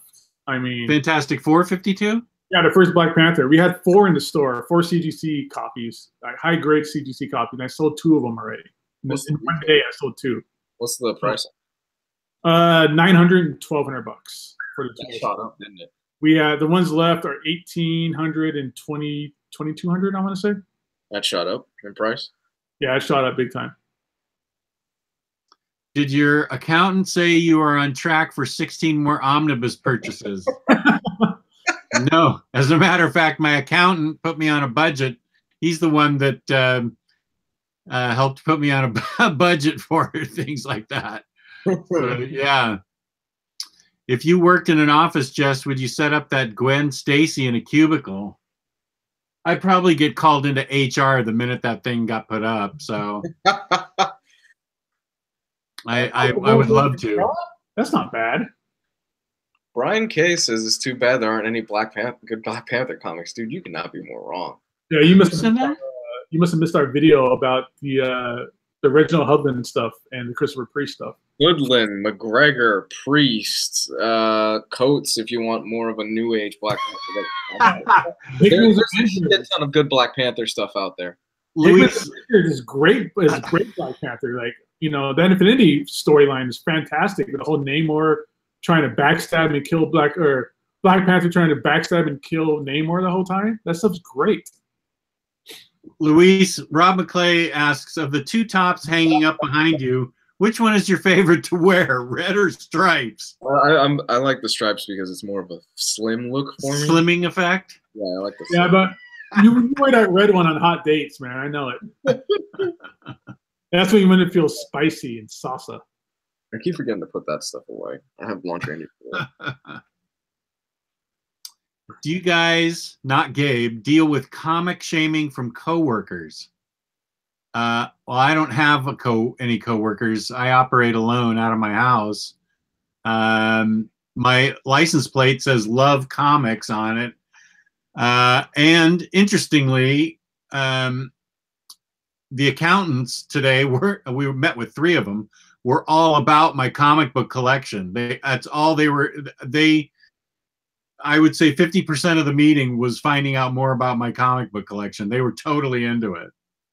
So all my friends think it's interesting. So I haven't received any comic shaming. If anything, people are really interested in it.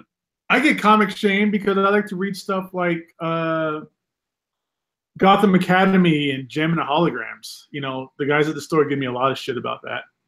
Oh, well, I did get comic shamed when I was picking up My Little Pony for my best friend's little daughter a couple years ago. I definitely got brony shamed.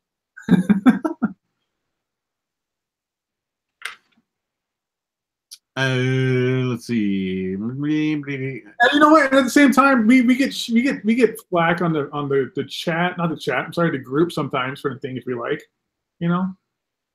I got a lot of shit for liking the Infinity Gauntlet box set and for liking Absolute Wildcats. Well, I think it was more than yeah, people are like, oh, that's all shitty stuff. That's all shitty 90s. You know, I get occasional bullshit flack from people for 90s comics. I think that was more Wildcats that you were getting hated. Yeah, definitely the Wildcat stuff gave me, you know, I got a lot of heat for that. But a lot of people bought it, you know, after my photo bait and my review video. So it is what it is.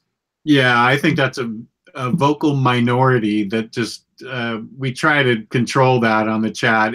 Especially if somebody says they post a comment that said, "Gosh, I love this book," and just a copy of the book. We're totally not into letting people rip into it.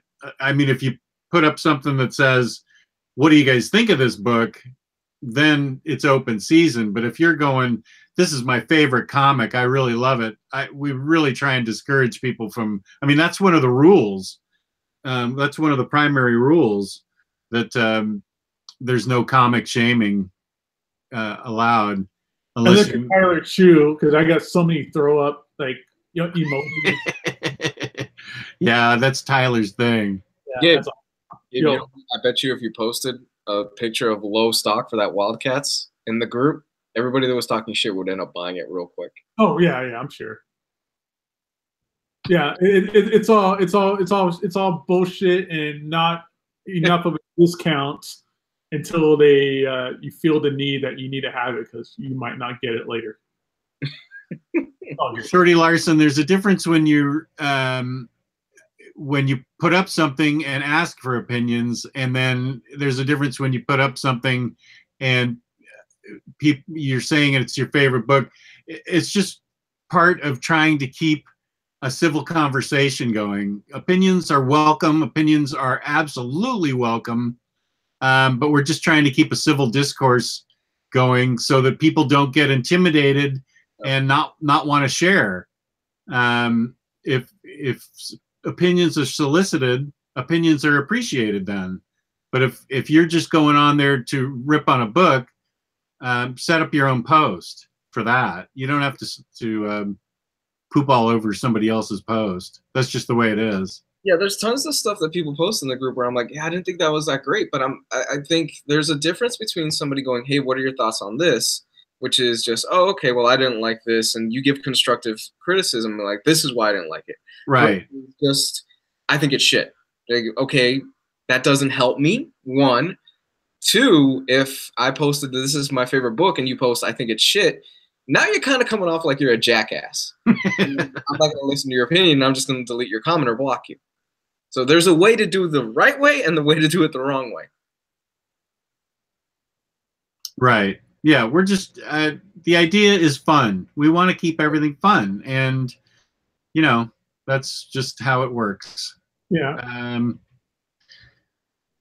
Gabe, you can you get the what? Wait a minute. You can get the Wildcat singles dirt cheap, right, Gabe? You got tons of those in the warehouse. Is that so? We probably do have a lot of them in the warehouse. You probably can't get them for dirt cheap, but it isn't about the value of how much I'm spending on something for just the reading of it. It's also for the prestige format that is an absolute. Yeah. The larger art. It's for the extras that are in there. It's for the new recoloring. It's for, you know, the extras, the original art in there, the sketches, the scripts. It's stuff like that. You know, that's really the reason for getting that kind of stuff. Now, is that the complete Wildcats, or is there a lot more to be absoluted? There's a lot more, because this was 1 through 13 and number 50. And then number 1 of volume 4, I think it is, that was written by Grant Morrison. So we could get another omnibus. I mean, absolutely. I'm sure we could. I'm sure it could happen. Because then there was also a handful of Cyberforce issues because they had that crossover. And speaking of Grant Morrison stuff, there was only the 1 issue. I don't know what happened, but it never continued after that first issue. But one of the reasons to get the absolute is you actually get the script for for issue 2 of that Wildcat series. So again, it's not about how cheap can I get it. Can I find the singles for a quarter somewhere each? Probably. But I'm looking for a different experience with something like this. What is your take on Gail Simone going to write new Plastic Man series for DC? I'll take that since you guys aren't saying anything. I love Gail Simone, and I think she would do a good job on Plastic Man. I liked Kyle Baker's Plastic Man. Plastic Man's always been a difficult character, I think, to write, because he's so jokey. And then when they put it, this is what drives me crazy, when they put him in like the Justice League or something, and I don't necessarily want a jokey person. That'd be like Deadpool in the Avengers or something.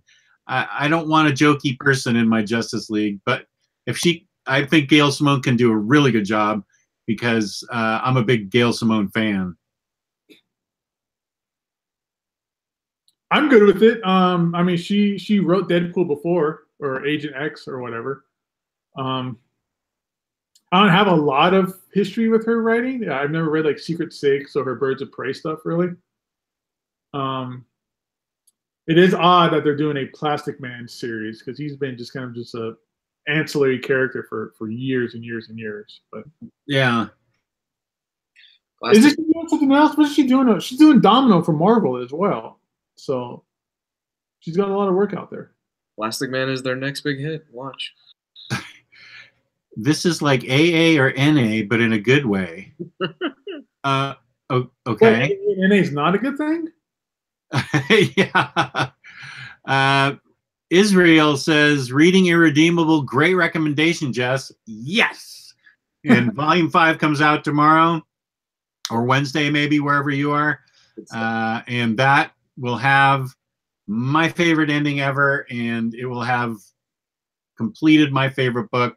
I can't wait to get that and then just do a read through and a big vid on it. I'm way up for it. Yeah, dude, I'm excited for it too. I love that series. I mean, you've been preaching that series for a while now, so I'm glad to see that. It's been a while, but I'm glad to see that it's all being released. It's been a while. Like, when did Volume 4 come out? Like a year ago, it feels like, or something. It's been a long time. No, not a year ago. I would say probably in the fall. That's still long. They've been spacing them out like every 6 months. That's too long to wait. I always mix up Elongated Man and Plastic Man. Yeah, I get it. One's a super smart detective, and one's a lunatic. I've never read any Plastic Man. One's wife was murdered, and the other one didn't have his wife murdered. Is that Plastic Man had his wife murdered? No, Elongated Man did. In Identity Crisis, right? Right. Let's see. Is the upcoming Chris Claremont Omnibus worth it? Is that what is that? Chris Claremont Marvel? It's another X-Men omnibus, I think. So that's a better question for Omar or Riley to really tackle. Okay.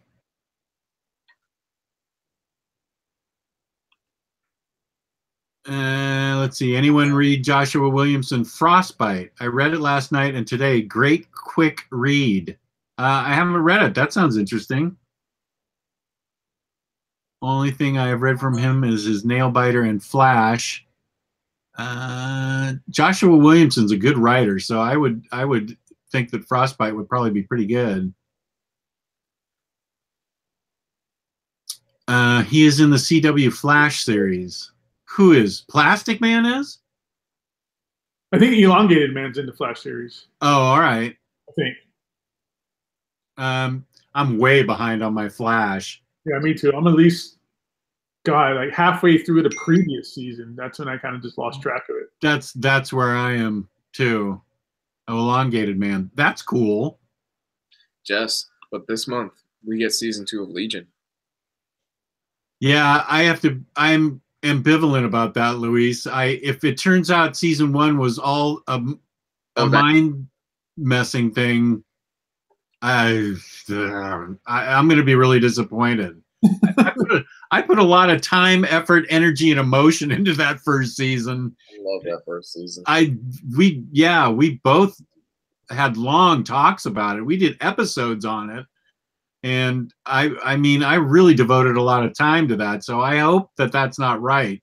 I want that to be real. This is a good month for TV. We just got Jessica Jones season 2. I started watching that.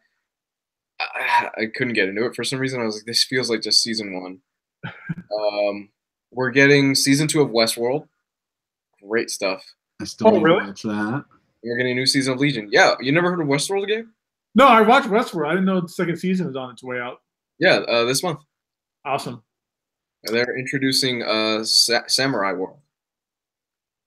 Mike F is saying the Claremont books X-Men Dark Phoenix Saga, which I think we all agree doesn't need to be released because they've already covered it in an omnibus. And X-Men Revolution, that's a question more for Omar. I love X-Men. Sorry? I love the X-Men Evolution. Okay, it's a question for you then. What's going on with X-Men Revolution? Well, are we talking about the cartoon from the 2000s? No, I think that's an Omni that's coming out. Oh, never mind. I don't know shit then. Is Irredeemable Volume 4 out of print? I don't think so.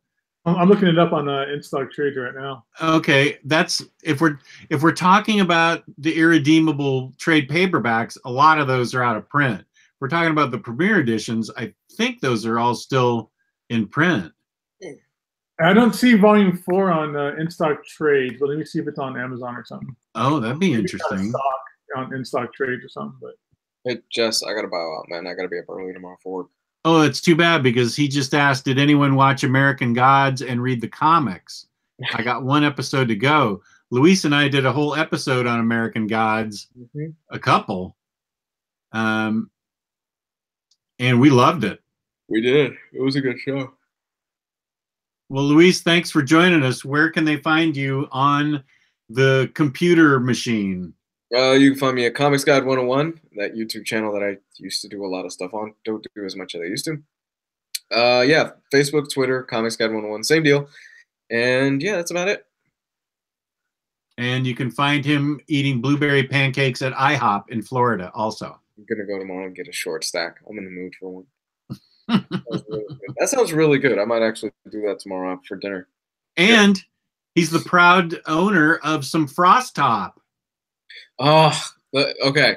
I know I said I was going to bail out, but real quick, I want to personally reach out to Frost Top and get them as another sponsor for the. That is delicious. That is some delicious root beer, Jess. Oh my goodness, that's good stuff. It's smooth and creamy. Oh, so good. In fact, I'm so happy. I was gonna stop by Ace Hardware on the way home today just to get another 2 bottles, and those things are huge. And they're not small bottles. And they're inexpensive too. Yeah, it was like $1.39. Yeah, and it is. Oh gosh, I'm so happy that you got that. It is just, it's the best. Is that found like at normal grocery stores? Or did you guys have to like go to some kind of like plug or dealer or something? I had to go to an Ace Hardware, a hardware store. It's sold at my local independent hardware store. They may have a hardware. I don't know if this is a thing, but it seems that hardware stores sell sodas. And my little village hardware store here is where I discovered it. And Luis is saying that I think somebody else was saying that Ace Hardware carries it. So if there's an Ace Hardware near you, that's where you can find the best root beer ever. Frost Top. When I went, they only had like a good 3-4 of them, and they were hidden away in a little corner. I was like, wow, you guys are not advertising this well. It's delicious. I cannot tell you how happy that makes me that you got to experience it. That's so good. In fact, I'm probably going to end up stopping by there tomorrow after I get out of work. Like every single one they have there. Oh, man. Speaking of doing stuff like that, I had In-N-Out twice yesterday. Twice? Yeah. My hero. Wait till you come out here, man. It's going to be nothing but In-N-Out and chicken and waffles. I can't wait. All right, but I'm bowing out tonight, guys. Have a good night. All right. Thanks for joining us, Luis. Take care. Bye. Skull Narrative says, when's all those outfits right there? That's what happened. What's that? He had a hot date. That's why he had his outfit laid out. Skull Narrative asked, when's the next root beer review? The next root beer review of root beer or of comics? Actually, they're both going to be, I'm going to do root beer review of comics this week, but my daughter and I are going to a soda pop shop in Maryland that has 40 different varieties of root beer. And so we're going to get a bunch and do a root beer review of root beer this weekend. You're going to kill yourself with all that root beer, Jess. Be careful. Well, we take tiny sips. Yeah, I know. You're right. It's a slippery slope drinking all that sugar. You're exactly right.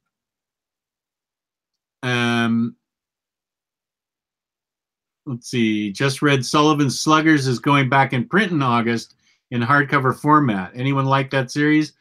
I haven't read it, but it is gotten really good reviews. Yeah, I have the Kickstarter. I Kickstarted that when it first came out. Oh, you did? Yeah, I haven't read it yet. Oh, excuse me. But I know the creator still hasn't, from my understanding, fulfilled a lot of those orders from that first Kickstarter. So I don't know. But I've been hearing great stuff about it. It's James Stokoe on the art, and that's the real reason I picked it up, is because I just love that man's artwork. Right. Just does the place in Maryland ever do free tastings? That's a good question. I'll have to find out. We haven't been there yet, but they have. It's nothing but soda. The whole store is just soda, and they have some that they will serve there. They won't pour it over ice because they say that dilutes the flavor of the soda. So they have some chilled, but then the rest is room temperature. So they take it seriously. Room temperature soda? Yeah, they say that ice dilutes the flavor and they won't do it. So they take it seriously. That's like flat soda. Well, it's still carbonated. Iron Cardinal, should I go ahead and pick up the Annihilation Complete Collection? Will the Omnibus ever get a reprint? I say go ahead and pick up the complete collections just so that you can have the story and enjoy the story. And if it does get reprinted, the Omnibus, then you can go ahead and upgrade if you want. Right. I agree with that. I totally agree with that. You're better off grabbing it. I don't know if they are going to reprint it unless Avengers 4 is called Annihilation Wave or something like that. And I don't think they're going to end up reprinting it anytime soon. That'd be awesome, though. Can you imagine if the next Avengers movie was called Annihilation or Annihilation Wave? And it's all just Annihilus in the whole Annihilation Wave and Galactus and them trying to use him as a power battery and everything. How do you guys stay up on what Kickstarters to back? That's a good question. How do you keep up on that, Gabe? The way I do it, I try not to because I get caught up in ordering a lot of stuff. It's following your friends, following creators, following other people on there, and you end up getting notifications of what they back. So you kind of get an idea what they're backing, and it kind of gives you an idea what you might want to take a look at yourself. Nice. Okay. I usually find out either through the group or Kickstarter sends stuff to me that sometimes looks interesting. Have you guys read the Commandy Challenge? I have not, but I have not heard good things about it. Same here. Yeah, same here. I heard it wasn't that good. Which is too bad because there's some great creators on there. I mean, there's one issue that is Tom King writing it and Kevin Eastman doing the art. But maybe it's one of those things that it might just maybe read better in a collection. But it's so hard because it's one of those things where the idea of the Commandy Challenge in itself is not flawed, but can cause some kind of chaos. Because the idea behind the Commandy Challenge is, say, for instance, I write one issue that ends on a cliffhanger, and I give that story to you, Jess, and just you have to continue that story and get them out of that situation, and then in turn, yourself end it on a cliffhanger and give it to another creative group. So it's just one of those too many chefs in the kitchen kind of situation that could just cause a lot of. It's almost like an anthology where maybe out of the 6 stories in there, there's 1 or 2 that you really like. You know, it's one of those things. Shorty Larson asks, is it Punisher Tradeback series on the road, End of the Line, and King of New York Streets? Yes, that is exactly what it is. On the road, End of the Line, and King of New York Streets. Those are my recommendations. And you get the benefit of the first issue all being done, first trade all being done by Steve Dillon.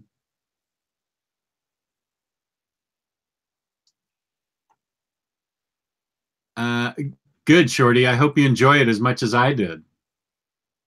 What did Shorty say?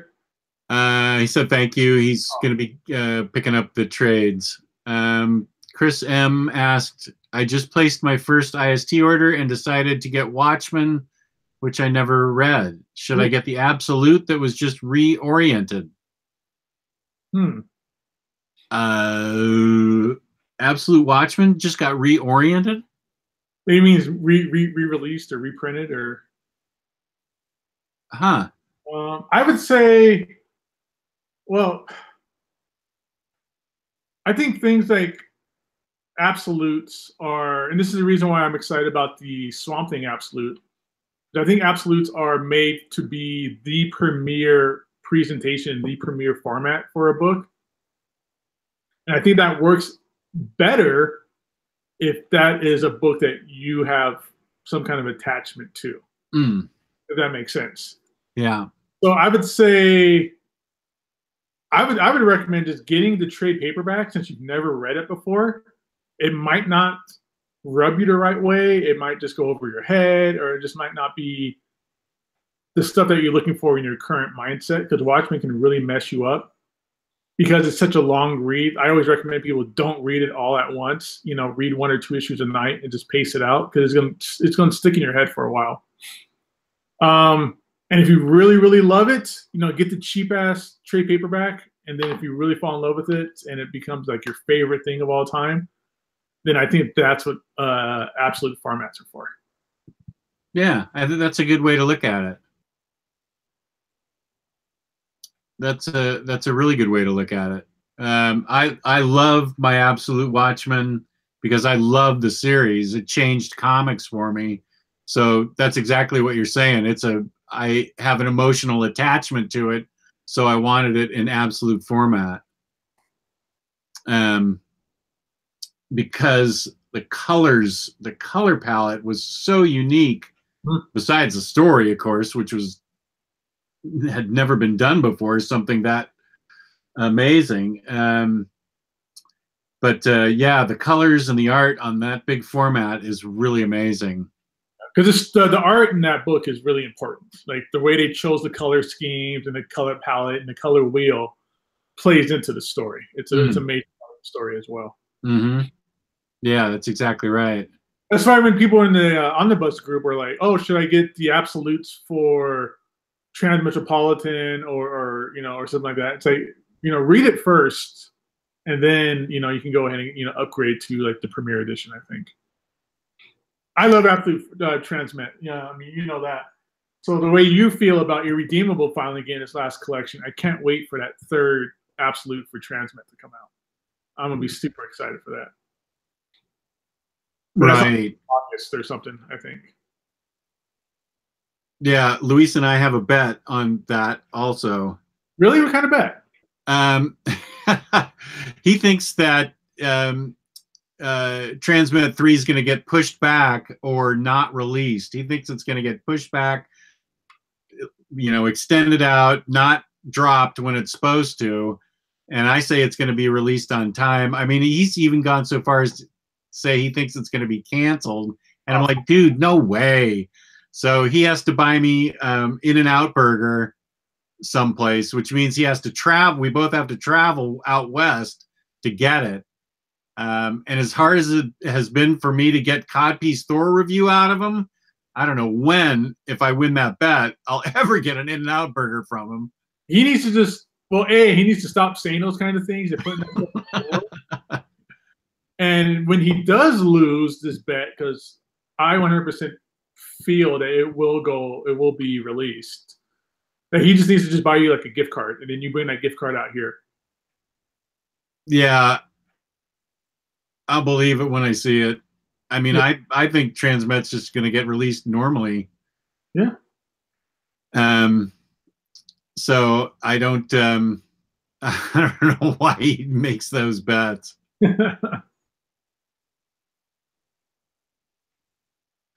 Well, it's 10 o'clock our time. Do you want to take another couple minutes of questions, or we should probably take this time to talk about our sponsor, which is InStockTrades.com, where you can get up to 50% off on your collected editions. You can get free shipping in the United States if you order over $50. There are loyalty discounts, bomb-proof packaging, and the best customer service in the business. That's InStockTrades.com, also known as IST. That's right. And then tomorrow, what is it, noon o'clock your time? 3 o'clock our time. So noon o'clock my time. Noon o'clock. That's not even a real time. The site updates. So all the previews that we showed you today for what's coming out, you guys can jump on stuff like Irredeemable. I don't know what else, but Irredeemable is the only thing sticking to my mind right now. That's an absolute buy for me. Oh, and Green Lantern Earth One. Yeah, I'm actually pretty interested in Green Lantern. Very interested in that. That's he's an astronaut and stuff, right? That's what it looks like. Yeah. So, yeah. So yeah, you get to order it early. If you get it early enough, like if you're there on top of it, sometimes your order will ship out Tuesday as well. So. Yeah, I got all my stuff Friday. I ordered it Tuesday last week. That's nice for you guys on the East Coast. Yeah. Of course, you get yours in the day it comes into your hands. Yeah, I get mine that Wednesday morning for sure. Yeah, that's pretty amazing. All right. So, yeah, just a few more minutes of questions, I guess. But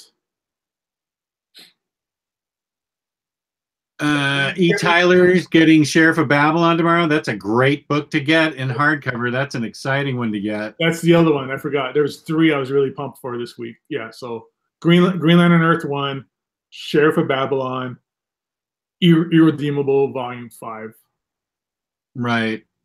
And John Wilson, yeah, Eurobros, like you guys are committed.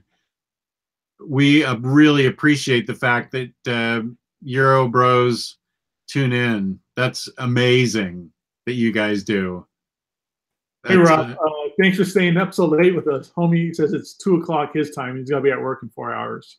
Whoa. Yeah. Thanks for staying up and watching with us, man. Yeah, I super appreciate that. That's a committed fan. All right. Thanks, so Wednesday, so everybody, we do 3 shows a week at least. Mondays are buys and hauls and releases for the week. Wednesdays, you and Luis's Q&A and news updates and all that kind of fun stuff. Do we have a topic for Thursdays? Gosh, I would love it if we could get everybody on and do trivia again. We would need Luis's buy-in to be on to get enough people. But otherwise, I don't know what our topic is. A lot of times news happens like on a Wednesday or Thursday, and that changes the topic. Yeah, no, that's true. Our topics on Thursday are always like 5 minutes before we start. Yeah, Matt Miranda's right. Wednesday show goes everywhere. We could talk about. I mean, it starts on comics, and then last week we did about 45 minutes on movies. One time we did half an hour on smoking. It just goes where the chat takes us. We just sort of let the chat rule us, whatever they start talking about. And we started talking about horror movies and scary movies. And that's what's great about this is that we have so many great people in the chat, and that chat's always so fun to read and watch. And it's great that actually gets to be a part of the show itself too. Like you don't get that on some other channels sometimes because we got so many great people here. Yeah, the chat really does kind of point us in the direction we go. Gabe, doesn't Diamond have a system now where people can order from them directly and pick up at their local shop? Is that true? Diamond has a new program coming out soon. It's not out yet. They just announced it, where people will be able to control their pull list from like an app, which is interesting. But I think it's not out yet, and no one's seen it yet. So I have a lot of questions about something like that, because that takes one. It's nice. It's good. The good side is somebody has an update on their own pull box. They know what's on their list. And you don't have to call the store or come to the store, and actually see what's going on. But I could see that being a problem where a lot of people can jump on the app at the last second, like Tuesday afternoon, and add a book onto their pull list at the last second that eats up the store's like wall stock, like their leftover stock, and not have anything on the wall. Or people can maybe try and manipulate that to get variants. I have a lot of questions on the infrastructure with that and the way it's going to work in the user inside of things. So we'll see what happens. Sam, good question. Really good question. I had forgotten about that and did not think of what the impact would be on retailers. Gabe Infinity Watch, from John Wilson, I've made so many friends in the chat and reconnected with people like Leku, who I speak to several times a week, all thanks to the live streams. That's awesome. That is awesome. Yeah, that's what it's all about. It's all about, bringing us together. And, we all have a common theme. And I do miss John P. as much as he gives me shit. I do miss him. It's always turned into like the Howard Stern show in the chats. Everybody, the chat's its own thing sometimes. It's not always about us. It's always their own thing, and that's great. Yeah, that is fun to follow that, and I do miss John P. Good night, Jimmy Owens. Hope you get a good night's sleep. Yeah, good night, guys. Omnipool, I wish they would have a subscription service for Previews Magazine to be delivered to your mailbox. Love looking at those. Omnipool, check out In Stock Trade's parent company, DCBS.com, discount comic book service. You can order your monthly books through them, and you can get a previews as well. But I mean, you have to. That's all 3 months in advance, so you would have to wait. But that's a way for you to get it delivered to your house. Oh, that's interesting. Digital. I thought there was a digital previews online that's like free that you can just look up. Oh, is that what you looked at, or is that just a weekly previews that you pulled up? No, the previews is a monthly order catalog. So it's a catalog that's about the size of a phone book. Oh yeah, that's right. And it has absolutely everything in that catalog is what's coming out within about the next 3 months or so. It used to be just a retailer's tool, but then retailers decided or realized that if you show this to other people, like your customers, they're going to want to order more stuff. So it's just it's a huge order catalog. It's great. Cuban Groove, I love spending this time with you guys. Thanks for giving of your time. Thank you for watching, Cuban. Yeah, we really appreciate it. Really appreciate it. Without you guys, we're nothing. We're just two guys communicating over Google Hangouts. Iron Cardinal, worried about a surprise blizzard. Where are you? Up in the Northeast? Ay.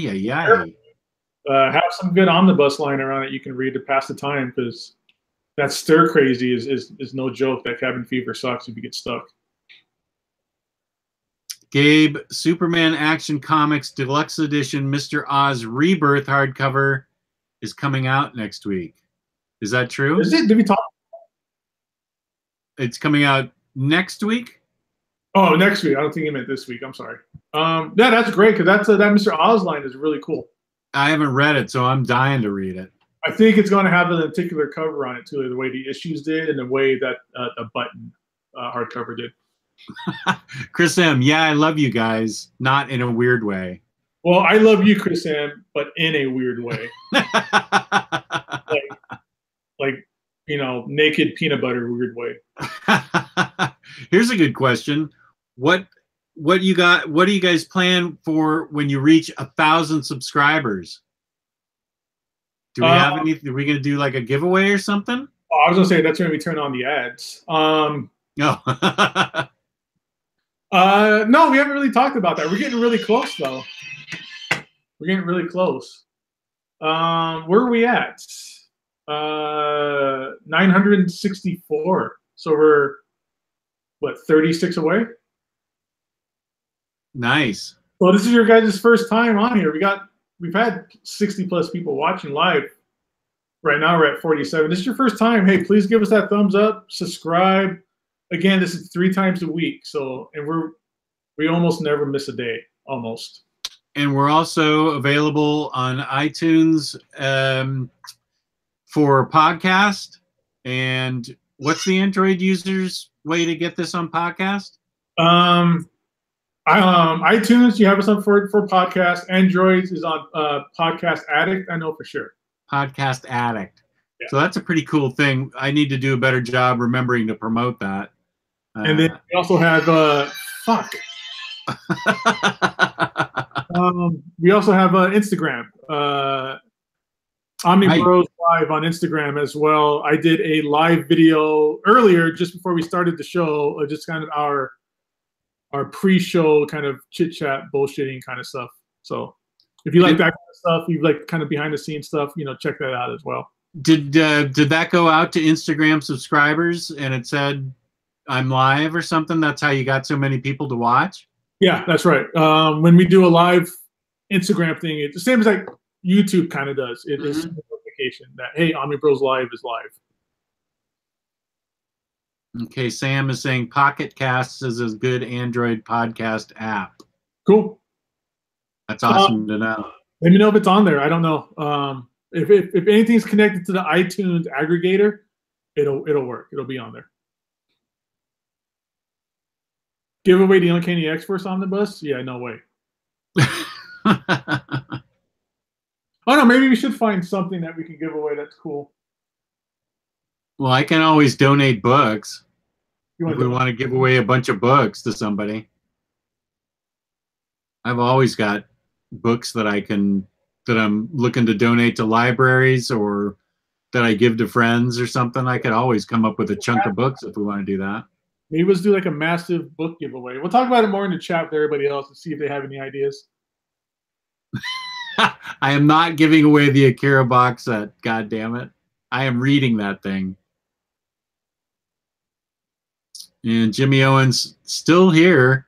Make sure to check out Gabe's Infinity Gauntlet unboxing too. Yeah, thanks, Jimmy.